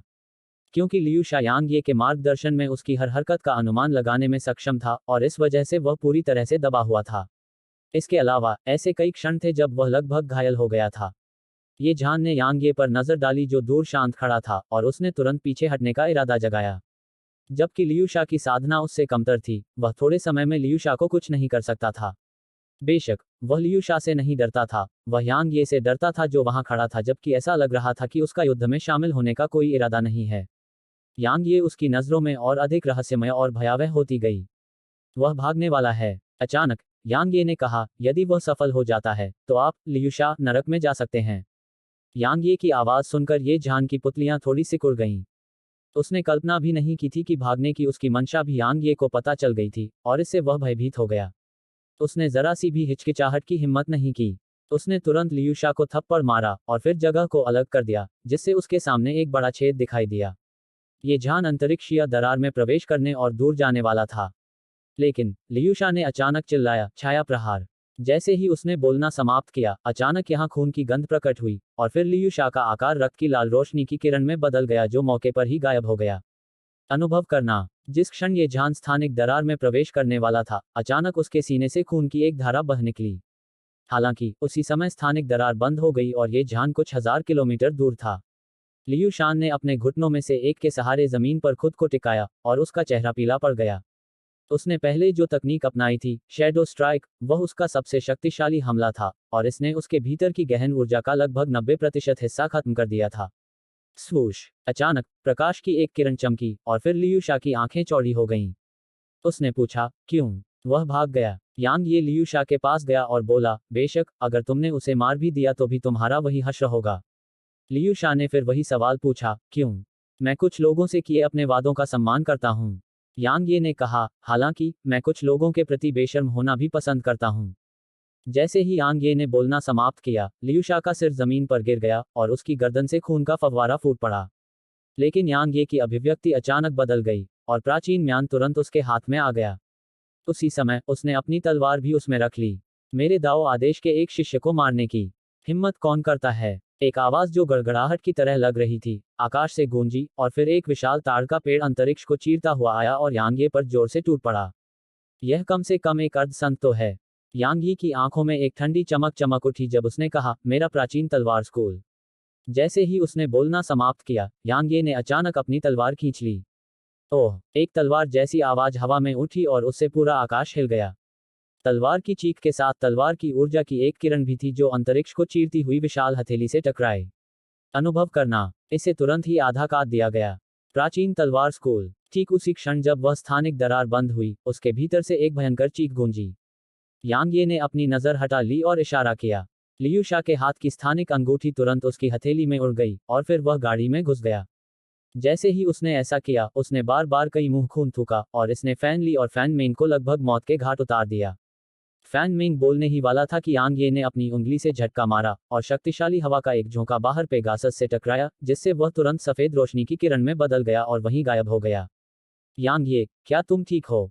फैन मिंग इतनी भयभीत हो गई कि जब उसने यांग ये के मुंह पर खून देखा तो वह रोने लगी। यांग ये ने अपना सिर हल्के से हिलाया और फिर उसने फैन ली को देखा। क्या आपके पास और भी चरम श्रेणी के ऊर्जा पत्थर हैं? फैन ली ने अपना हाथ हिलाया और यांग ये के सामने एक स्थानिक अंगूठी दिखाई दी। वहां 5000 से ज्यादा हैं। जब वह इस बिंदु तक बोली तो वह एक और सफेद गोली निकालने से पहले एक पल के लिए झिझकी और बोली, यह एक उच्च श्रेणी की रक्त रिकवरी गोली है। इसका उपयोग चोटों को ठीक करने के लिए किया जाता है, इसलिए यह आपके लिए उपयोगी होनी चाहिए। यांग ये ने इसे अस्वीकार नहीं किया और तुरंत इसे निगल लिया। उसके बाद वह क्रॉस लेग्ड होकर बैठ गया और अपनी आंखें बंद कर लीं। दरअसल वह पहले बेहद खतरनाक स्थिति में था। अगर लियू शा और ये झान ने अभी सेना में शामिल हो गए होते तो उसे कम से कम एक ऐसी कीमत चुकानी पड़ती जो उन्हें मारने के लिए अभी चुकाई गई कीमत से कई गुना ज्यादा होती। आखिरकार ये झान एक उच्च रैंक वाला मोनाक रियल्म विशेषज्ञ था, इसलिए नश्वर तलवार और हेवनरेंट के अलावा उसकी तलवार की ऊर्जा और शारीरिक शक्ति जैसे हमले के अन्य तरीके उसे मारने के लिए पूरी तरह से अपर्याप्त थे। लियू शा के लिए, जबकि वह केवल एक साल रियल्म विशेषज्ञ था, उसकी ताकत मोनाक रियल्म विशेषज्ञ से कम नहीं थी। इसलिए अगर वे सेना में शामिल होते तो उसे कम से कम 2 बार हेवनरेंट को मारना पड़ता। इसके अलावा अगर वे उसके खिलाफ सावधानी बरतते तो हेवनरेंट भी उन्हें तुरंत नहीं मार पाता। आखिरकार वह भी उन्हें ओवरलैप करने में सक्षम नहीं था। अंततः यह उनकी बुद्धि ही थी जिसने उन्हें इतनी कम कीमत चुकाकर विजय प्राप्त करने में सक्षम बनाया। इस दौरान जहां उसकी ताकत कमजोर हो गई थी, वहीं यांग ये ने बहुत सी चीजों की समझ हासिल कर ली थी। उनमें से एक यह थी कि उसे कभी कभी अपने दिमाग का इस्तेमाल करना चाहिए, क्योंकि अगर वह इसका सही इस्तेमाल करता है तो वह आधे प्रयास से ही कई चीजें हासिल कर सकता है। अगर उसने पहले ही येयू और डुआन लैंग को मार न दिया होता और फिर लियू शा को रोक न दिया होता तो परिणाम अकल्पनीय होते। आखिरकार उसके साथ फैन मिंग और फैन ली भी थे। अगर वह लड़ाई नहीं जीत सकता था तो वह भाग सकता था, लेकिन क्या वे जीत सकते थे? अगर यह सिर्फ फैन ली होता तो वह ये कबीले और फैन कबीले के बीच के मामलों में दखल नहीं देता। लेकिन चूंकि फैन मिंग इसमें शामिल थी, इसलिए उसके पास दखल देने के अलावा कोई विकल्प नहीं था। दरअसल उसके और फैन मिंग के बीच कोई बहुत गहरा और लंबा रिश्ता नहीं था। आखिरकार वह उसे सिर्फ आधे महीने से ही जानता था। हालांकि जब फैन मिंग ने उसके लिए फैन ली के चाबुक को रोक दिया और उसे अपनी बाहों में लेकर दलदल में कूद गई, तो उसे पता था कि जब चीजें उससे जुड़ी हों तो वह सिर्फ चुपचाप नहीं खड़ा रह सकता। शायद उसे उसकी मदद करने के लिए एक निश्चित कीमत चुकानी पड़े, लेकिन यह उसकी पूरी जिंदगी बचाने में सक्षम हो सकता है। आखिरकार अगर वह उसे नहीं बचाता तो उसका क्या हश्र होने वाला था, यह तो स्पष्ट था। दाओ ऑर्डर के उस हाफ सेंट के खिलाफ हेवनरेंट का इस्तेमाल करने से उसके अंदर फिर से समस्याएं पैदा हो गईं। न केवल उसकी मेरिडियन और भी ज्यादा टूट गई थी, बल्कि उसके आंतरिक अंगों पर भी दरारें पड़ गई थीं। सौभाग्य से वह अब एक साथ दायरे में था और उसका भौतिक शरीर पहले से कहीं ज्यादा मजबूत था, इसलिए यह अभी उसके लिए घातक नहीं था। 2 घंटे बाद जब उसने फैनली से प्राप्त औषधीय गोलियों और ऊर्जा पत्थरों को अवशोषित कर लिया तो उसके भीतर की चोटें अंततः दब गई थीं। यांग ये ने धीरे से अपनी आंखें खोलीं। जैसे ही उसने ऐसा किया, उसने देखा कि फैन ली और फैन मिंग दोनों उसके सामने बैठे हुए उसे घूर रहे थे। फैन मिंग चौंक गई जब उसने यांग ये को अपनी आंखें खोलते देखा और उसने थोड़ा घबराए हुए स्वर में पूछा, क्या क्या तुम ठीक हो? यांग ये ने अपना सिर हिलाया और कहा, मैं अभी ठीक हूं। दोनों ने तुरंत राहत की सांस ली। मुझे खेद है, फैन ली ने अचानक कहा, यह मेरे फैन कबीले और ये कबीले के बीच का मामला था, फिर भी आपको इसमें घसीटा गया। यांग ये ने अपना सिर हिलाया। वह जानता था कि ऐसी हालत में फैन कबीले के काम में दखल देकर वह मौत को दावत दे रहा था।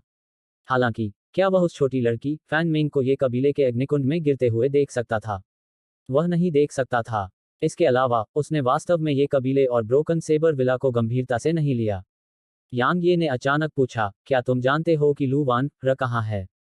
उसका लक्ष्य लू वान र को ढूंढना था, क्योंकि अगर वह उसे ढूंढ लेता तो वह नानजिंग, शियाओ युक्सी और अन्य लोगों के ठिकाने के बारे में पता लगा सकता था। तलवार सम्राट लू वान र। फैन ली की आंखों में आश्चर्य की झलक थी। क्या आप दाववादी गु नहीं हैं? ऐसा लग रहा था कि जब वह इस बिंदु पर बोल रही थी तो उसने कुछ सोचा था और उसकी आंखों में आश्चर्य था। इस पल वह समझ गई कि यांग ये प्राचीन तलवार स्कूल का शिष्य नहीं था और वह सिर्फ एक होने का दिखावा कर रहा था। फैन ली का चेहरा भयानक रूप से पीला पड़ गया जब उसने इस बिंदु तक सोचा। यांग ये ने कहा, चिंता मत करो, मैं तुम दोनों को किसी ऋषि स्थान पर ले जाने के बाद ही जाऊंगा। मैं तुम दोनों को अपने साथ घसीट कर नीचे नहीं जाने दूंगा। हालांकि उसे प्राचीन तलवार स्कूल की ताकत का अच्छा अंदाजा नहीं था और वह नहीं जानता था कि यह कितना भयानक था, लेकिन अपने मौजूदा ज्ञान के आधार पर यह निश्चित रूप से एक बहुत बड़ी शक्ति थी जिससे वह भी लड़ नहीं सकता था। फैन ली ने अपना सिर हिलाया और कहा, अगर तुम नहीं होते तो लिटिल मिंग और मैं दोनों अब तक ये कबीले के लिए खिलौने बन गए होते। मुझे पता है कि मैं वास्तव में अतीत में बहुत स्वार्थी था, तुम सच में मुझसे नफरत करते हो, और अगर लिटिल मिंग नहीं होते तो तुम मेरे फैन कबीले और ये कबीले के व्यवसाय में हस्तक्षेप नहीं करते। मैं बस इतना कहना चाहता हूं कि तुमने हम दोनों की जान बचाई है। इसलिए चाहे स्थिति कितनी भी बुरी क्यों न हो, हम अभी भी तुम्हारे साथ इसका सामना करने को तैयार हैं। यांग ये ने फैन ली की तरफ देखा। उसे उम्मीद नहीं थी कि उसके सामने खड़ी यह स्वार्थी महिला वास्तव में ऐसे शब्द बोलेगी। उसके विचार से, एक बार जब उसे पता चल गया कि वह प्राचीन तलवार स्कूल का शिष्य होने का नाटक कर रहा है, तो उसे तुरंत फैन मिंग को अपने साथ ले जाना चाहिए था और उससे दूर रहना चाहिए था। फैन ली ने अचानक पूछा, क्या आप लू वान एयर की तलाश में जाना चाहते हैं? यांग ये ने सिर हिलाया। फैन ली थोड़ी देर के लिए चुप हो गई, और फिर उसने कहा, यह बहुत मुश्किल है। यांग ये ने भौहें सिकोड़ते हुए कहा, क्यों?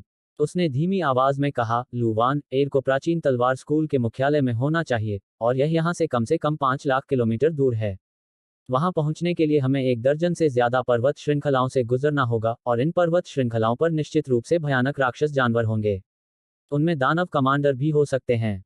संक्षेप में, यह निश्चित रूप से एक बेहद खतरनाक यात्रा होगी। 5 लाख किलोमीटर। यांग ये ने भौहें सिकोड़ी। अगर यह अतीत में होता तो इतनी दूरी उसके लिए कोई मायने नहीं रखती, और वह अपनी तलवार पर सिर्फ आधे महीने में यह दूरी तय कर सकता था। लेकिन अब अपनी तलवार पर यात्रा करना तो दूर, उसने कुछ समय के लिए भी उड़ान भरने की हिम्मत नहीं की। आखिरकार इसमें बहुत ज्यादा ऊर्जा खर्च होती है। दूसरी ओर, अगर वह सिर्फ गाड़ी पर निर्भर होता तो इसमें लगने वाले समय की तो बात ही छोड़िए, उनकी सुरक्षा भी एक बड़ी समस्या होती।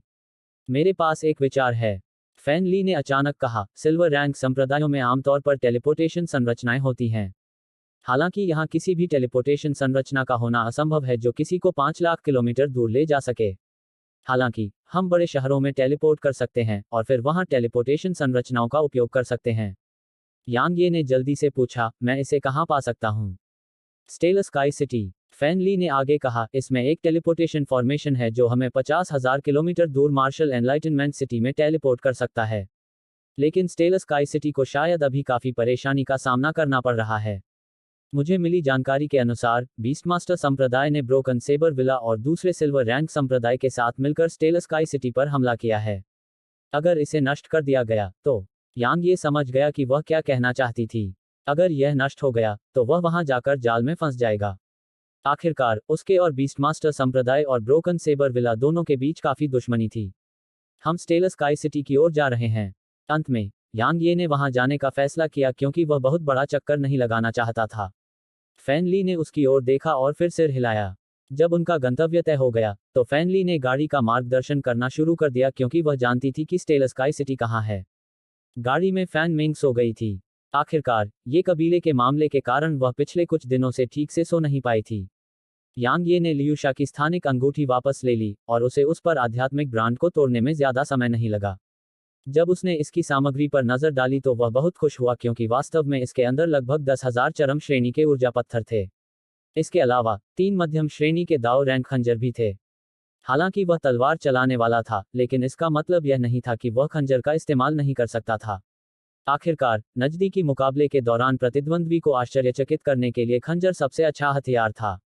यांग यी ने भी इसके अंदर एक स्क्रॉल देखा, और जब उसने इसे खोला तो वह थोड़ा हैरान रह गया, क्योंकि यह वास्तव में एक दाव रैंक तकनीक थी और यह उच्च श्रेणी की भी थी। छाया प्रहार, घातक ऊर्जा और वध की मंशा का संघनन। यांग ये ने धीरे धीरे मुस्कुराते हुए इसका वर्णन देखा, क्योंकि उसने देखा कि यह वास्तव में उसके अनुकूल है। सबसे महत्वपूर्ण बात, इसके लिए किसी गहन ऊर्जा की आवश्यकता नहीं थी। इसके लिए केवल घातक ऊर्जा और वध की मंशा की आवश्यकता थी। इसके अलावा किसी की घातक ऊर्जा और वध की मंशा जितनी मजबूत होगी, वह उतना ही मजबूत होगा। जहां तक इसे सफलतापूर्वक साधना करने की कठिनाई का सवाल है, शायद यह दूसरों के लिए बहुत कठिन था क्योंकि घातक ऊर्जा और वध के इरादे को नियंत्रित करना बहुत मुश्किल था। आखिरकार थोड़ी सी भी गलती उपयोगकर्ता को प्रतिक्रिया का सामना करने के लिए मजबूर कर सकती है। हालांकि यांग ये को इस बारे में बिल्कुल भी चिंता करने की जरूरत नहीं थी, क्योंकि उसके पास प्रबुद्ध तलवार हृदय था। इसके अलावा तलवार दाव में उसकी उपलब्धियां वध के दाव में उसकी उपलब्धियों से कहीं ज्यादा थीं। इसलिए जब तक कि वह वास्तव में एक दिन बहुत से लोगों को नहीं मारता, और यह इस हद तक नहीं था कि उसका प्रबुद्ध तलवार हृदय इसे और दबा नहीं सकता था, तब उसे इस तकनीक का उपयोग करने से प्रतिक्रिया का सामना करना पड़ सकता था। लेकिन अभी के लिए यह उससे बहुत दूर था। यांग यी को शैडो स्ट्राइक तकनीक में निपुणता प्राप्त करने में 4 घंटे से भी कम समय लगा, और वह तुरंत ही अधिक आश्वस्त हो गया जब उसने यह दाव रैंक तकनीक सीख ली, जिसके उपयोग के लिए गहन ऊर्जा की आवश्यकता नहीं थी। अचानक गाड़ी चलना बंद हो गई। यांग ये ने भौहें सिकुड़ी और वहां से चली गई। इस बीच फैन ली आगे की ओर इशारा करते हुए बोली, देखो देखो। उसकी आवाज थोड़ी कांप रही थी।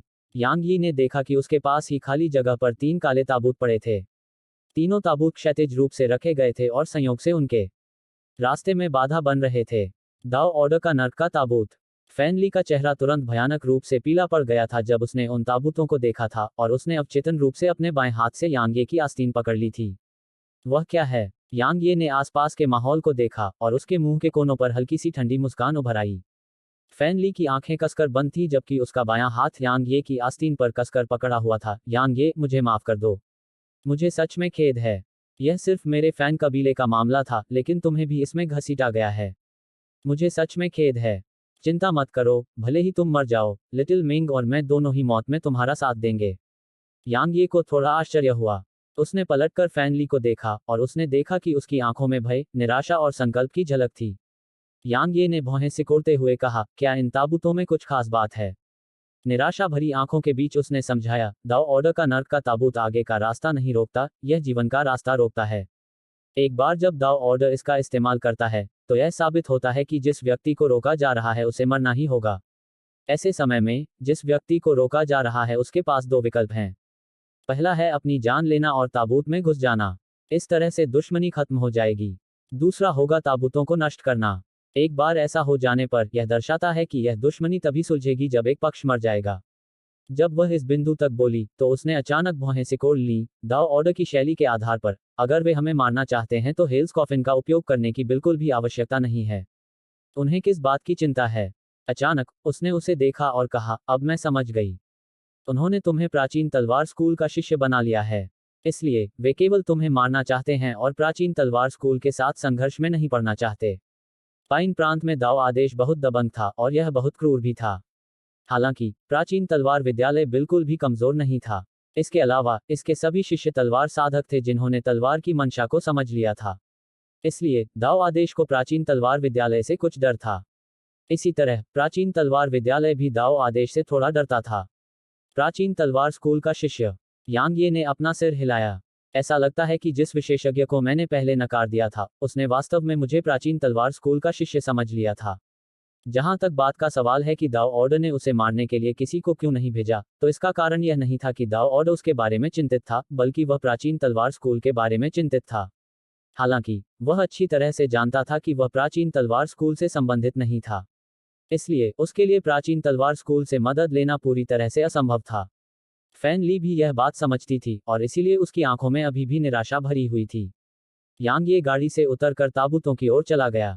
फैन ली अचानक चिल्लाया, यांग ये। यांग ये ने पलटकर उसकी ओर देखा, और फिर उसने कहा, तुम सच में ऐसा करने का इरादा रखते हो? उसकी आवाज थोड़ी कांप रही थी। यांग ये मुस्कुराया और बोला, मुझे मत बताओ कि तुम चाहते हो कि मैं अपनी जान ले लूं और खुद को ताबूत में फिट कर लूं। जैसे ही उसने बोलना समाप्त किया, यांग ये पलटा और ताबूतों की ओर चमक उठा। उसने कहा, स्वर्ग भी मुझे नहीं मार सका, तो तुम्हें लगता है कि तुम मेरा रास्ता रोक सकते हो? सपने देखो। जैसे ही उसने बोलना समाप्त किया, यांग ये ने अपने दाहिने पैर से ताबूत पर लात मारी। Bang bang bang. सभी 3 ताबूत तुरंत पाउडर में बदल गए। हे। अचानक उदास हंसी गूंजी, और फिर लाल लबादा पहने एक आदमी अचानक यहाँ प्रकट हुआ। न केवल उसके कपड़े लाल रंग के थे, बल्कि उसके बाल और आंखें भी लाल थीं। उसके दोनों ओर 2 लाल कृपाण लटकी हुई थीं। कृपाण बहुत लंबी थीं, वे 1 मीटर से ज्यादा लंबी थीं, और उनके पास म्यान नहीं था। यहाँ पहुंचते ही आसपास खून की तीखी गंध फैल गई। पिछले कुछ सालों में प्राचीन तलवार स्कूल के शिष्य अधिक से अधिक अहंकारी होते जा रहे हैं। यहाँ तक एक छोटा सा एक्साल्ट्रियल साधक भी मेरे ताव ऑर्डर के नर्क के ताबूत को नष्ट करने की हिम्मत कर सकता है।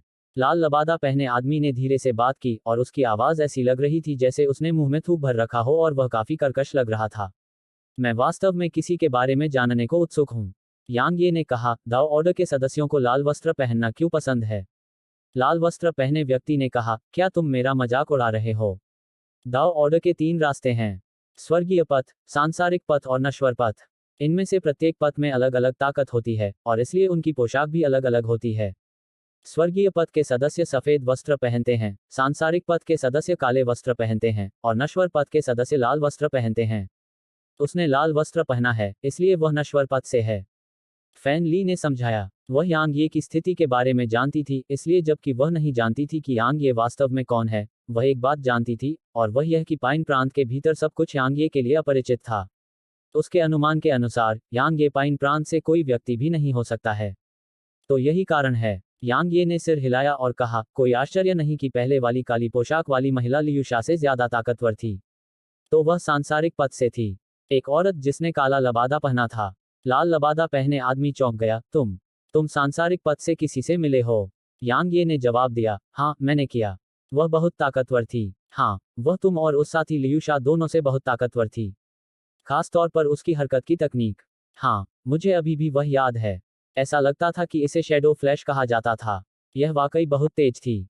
लाल लबादा पहने आदमी की आंखों में आश्चर्य था जब उसने कहा, तुम वास्तव में यंग शाह से मिले हो? न केवल मैं उससे मिला, बल्कि मैंने उसे लगभग मार ही डाला। यांग ये धीरे धीरे लाल वस्त्र पहने आदमी की ओर चला गया, जबकि वह बोल रहा था, मैं वास्तव में काफी हैरान हूं। आप और लियूशा दोनों ही नश्वर पथ से हैं। यहां तक उसे भी मैंने ही मारा था, तो फिर दाओ ऑर्डर ने नश्वर पथ से किसी को क्यों भेजा है? क्या आप अपने खजाने मुझे देने के लिए यहाँ हैं?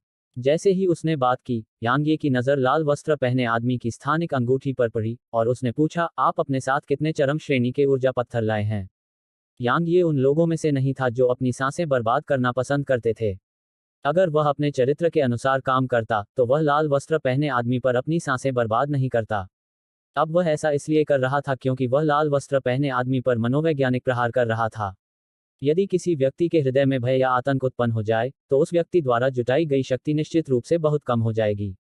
बेशक, ऐसा करने का कारण मुख्य रूप से उसकी वर्तमान ताकत थी। अगर उसके पास अपनी पिछली ताकत होती, तो स्वाभाविक रूप से उसे ऐसी चालें चलने की कोई जरूरत नहीं होती। आखिरकार, उसकी तलवार का सिर्फ एक वार ही काफी होता। फिर भी, अब उसे अपनी ताकत को बचाए रखने की पूरी कोशिश करनी थी। प्राचीन तलवार स्कूल में एक साथ दायरे में 3 प्रतिभाशाली लोग हैं। आप कौन हैं? लाल लबादा पहने आदमी ने यांग यी को स्थिर रूप से देखा, जबकि एक गंभीर भाव उसकी आंखों में भर गया। यांग ये ने कुछ नहीं कहा, और वह बस उस आदमी की ओर चलता रहा। हालांकि, इस बार वह बहुत धीरे धीरे चल रहा था, लेकिन उसके हर एक कदम से जमीन हिंसक रूप से कांप रही थी। लाल वस्त्र पहने व्यक्ति ने जब यह दृश्य देखा तो वह पुनः आश्चर्यचकित रह गया। जैसे जैसे यांग ये लाल वस्त्र पहने आदमी की ओर एक के बाद एक कदम बढ़ाता गया, लाल वस्त्र पहने आदमी की मानसिक सुरक्षा धीरे धीरे कम होती गई। दरअसल, जब उसे पता चला कि यांग ये सांसारिक मार्ग से किसी से मिला है, तो उसने पीछे हटने का इरादा जगाया था। हालांकि, वह ऐसा नहीं कर सका क्योंकि वह नर्क का ताबूत यहाँ लाया था, और वह अभी दाओ आदेश के सम्मान का प्रतिनिधित्व कर रहा था। वह मर सकता था, लेकिन दाओ ऑर्डर को बदनाम नहीं होने दिया जा सकता था। अन्यथा, उसे मौत से भी बदतर स्थिति का सामना करना पड़ता। लाल वस्त्र पहने हुए व्यक्ति ने गहरी सांस ली और अपने दाहिने हाथ से कमर पर बंधी तलवारों में से एक को पकड़ लिया। वे कहते हैं कि प्राचीन तलवार स्कूल के शिष्य आमने सामने की लड़ाई में बहुत शक्तिशाली होते हैं। आज मुझे खुद इसका अनुभव करने की अनुमति दें। जैसे ही उसने बोलना समाप्त किया, उसने अपनी कृपाण घुमाई, और प्रकाश की एक रक्त लाल किरण तुरंत यांग यी की ओर गिरी। यांग ये ने हिलना बंद कर दिया। उसने अपनी मुट्ठी आगे की ओर पटकी, और फिर प्रकाश की रक्त लाल किरण तुरंत बिखर गई। उसी समय, यांग ये लाल लबादे वाले आदमी के सामने आ गया था, जिससे लाल लबादे वाले आदमी की पुतलियां सिकुड़ गईं और उसने तुरंत अपनी कमर के बाईं ओर कृपाण को घुमाया। हालांकि, इसे अभी अभी घुमाया ही था कि यांग ये की मुट्ठी ने इसे टुकड़ों में तोड़ दिया। उसके बाद, यांग ये की मुट्ठी आगे बढ़ी और लाल लबादे वाले आदमी की छाती की ओर बढ़ी। इस बीच, लाल लबादे वाले आदमी ने अचानक अपना मुंह खोला, और फिर उसके मुंह से एक छोटा सा ब्लेड निकला। यह तुरंत यांग ये की छाती पर लगा, लेकिन यांग ये की मुट्ठी भी उसकी छाती पर लगी। टकराना। लाल लबादा पहने उस आदमी ने कई बार खून थूका और उसकी आकृति उड़ गई। उसी समय, यांग ये भी कुछ कदम पीछे हट गया। यांग ये ने नीचे देखा और उसकी छाती पर खून का लाल निशान देखा। इसके अलावा, वहां से धीरे धीरे खून रिस रहा था। उसकी सुरक्षा में सेंध लगा दी गई थी। यांग ये ने फिर से अपना सिर उठाया और लाल लबादे वाले आदमी को देखा। इस समय, वह अभी भी जमीन पर लेटा हुआ था। यांग ये ने सिर्फ उसे देखा और फिर अपने दाहिने हाथ से इशारा किया और फिर लाल लबादे वाले आदमी की स्थानिक अंगूठी उड़कर उसकी मुट्ठी में आ गई। उसके बाद वह मुड़ा और गाड़ी की ओर चल पड़ा। फैन ली ने याद दिलाया, वह अभी भी जीवित लगता है।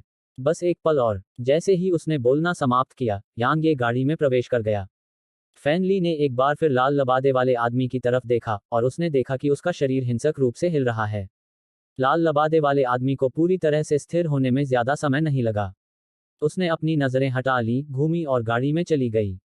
यांग ये गाड़ी में अपनी आंखें बंद करके क्रॉस लेग बैठा था और वह याद कर रहा था कि पहले क्या हुआ था। उसने उम्मीद नहीं की थी कि लाल लबादा पहने आदमी उसकी सुरक्षा को भेदने में सक्षम होगा। लाल लबादे वाले आदमी का वह अंतिम हमला बेहद शक्तिशाली था और अगर उसकी शारीरिक शक्ति सम्राट क्षेत्र तक नहीं पहुंचती तो बस वह हमला उसे तुरंत मारने के लिए पर्याप्त होता, क्योंकि वह उसके शरीर में प्रवेश करने की कगार पर था, लेकिन वह उसकी हड्डियों को चीरने में सक्षम नहीं था। लगता है अब से मुझे और अधिक सावधान रहना होगा। यांग ये ने अपनी आंखें खोली और उसकी नज़र उसके हाथ में मौजूद स्थानिक अंगूठी पर पड़ी। इस बार उसने काफी कुछ हासिल किया था। लाल वस्त्र पहने आदमी की स्थानिक अंगूठी में वास्तव में 10,000 से अधिक चरम श्रेणी के ऊर्जा पत्थर थे। लियू शाह से प्राप्त ऊर्जा पत्थरों के साथ उसके पास अब लगभग 20,000 चरम श्रेणी के ऊर्जा पत्थर थे। उसके बाद यांग ये ने बस एक पागल की तरह ऊर्जा पत्थरों को अवशोषित किया। वह अभी काफी बुरी स्थिति में था और उसे खुद को जीवित रखने के लिए थोड़ा सा भी मौका पाने के लिए सम्राट क्षेत्र को प्राप्त करना था। फैन ली को पता था कि यांग ये साधना कर रहा था जब उसने उसे फिर से चरम श्रेणी के ऊर्जा पत्थर खाने शुरू करते देखा। वह फैन मेंग के बगल में बैठ गई जो अभी भी गहरी नींद में था और उसने धीरे से फैन मेंग के बालों को सहलाया जबकि उसकी आंखों में दुख की एक झलक थी। जबकि यांग ये ने दाओ ऑर्डर के उस लाल वस्त्रधारी व्यक्ति को मार दिया था, वह जानती थी कि यह अंत नहीं था और यह केवल शुरुआत थी। दाओ ऑर्डर ने लगातार 2 शिष्यों को खो दिया था और उसका नर्क का ताबूत भी नष्ट हो गया था। पाइन प्रांत में ऐसी घटना बहुत लंबे समय से नहीं हुई थी, खासकर तब जब यह प्राचीन तलवार स्कूल के एक साथ दायरे के तलवार साधक ने उन्हें मार डाला था। इसके अलावा उसी तलवार साधक ने दाओ ऑर्डर के नर्क के ताबूत को नष्ट कर दिया था। यह दाओ ऑर्डर के लिए बिल्कुल असहनीय था, क्योंकि यह प्राचीन तलवार स्कूल द्वारा दाओ ऑर्डर के चेहरे पर थप्पड़ मारने के बराबर था। इसलिए दाओ ऑर्डर के कुछ उच्च अधिकारी इससे चिंतित थे। हालांकि दाओ ऑर्डर ने अपने विशेषज्ञों को तुरंत नहीं भेजा, क्योंकि अगर उसने यांग ये के पीछे कोई अर्ध संत या यहां तक कि कोई संत भी भेजा होता तो दाओ ऑर्डर यांग ये को मारने के बाद भी हार जाता। इसलिए दाओ ऑर्डर ने अपना दाओ आदेश जारी किया। जैसे ही यह जारी किया गया, व्यवहारिक रूप से दाओ आदेश का हर एक शिष्य जो एक साथ दायरे में था, यांग ये को मारने के लिए तैयार हो गया था। इस बीच प्राचीन तलवार विद्यालय भी चुपचाप नहीं बैठा रहा। जब उसे पता चला कि उसके एक शिष्य ने दाओ ऑर्डर के सदस्यों को मार डाला है, तो उसके उच्च अधिकारी हैरान रह गए। आखिरकार यह कोई मामूली बात नहीं थी। अगर 2 प्लेटिनम रैंक मौत तक लड़ेंगे तो इससे दूसरों को ही फायदा होगा। इसलिए प्राचीन तलवार विद्यालय के उच्च अधिकारियों ने तुरंत यांग ये नामक शिष्य को प्राचीन तलवार विद्यालय में वापस जाने का आदेश दिया। लेकिन अंत में उन्होंने देखा कि प्राचीन तलवार विद्यालय में ऐसा कोई शिष्य नहीं था। हेलो दोस्तों, आप सभी लोगों से एक रिक्वेस्ट है कि कृपया MP स्टोरी बॉय चैनल को सब्सक्राइब करें और वीडियो को लाइक करें। कमेंट करना मत भूलिए। धन्यवाद।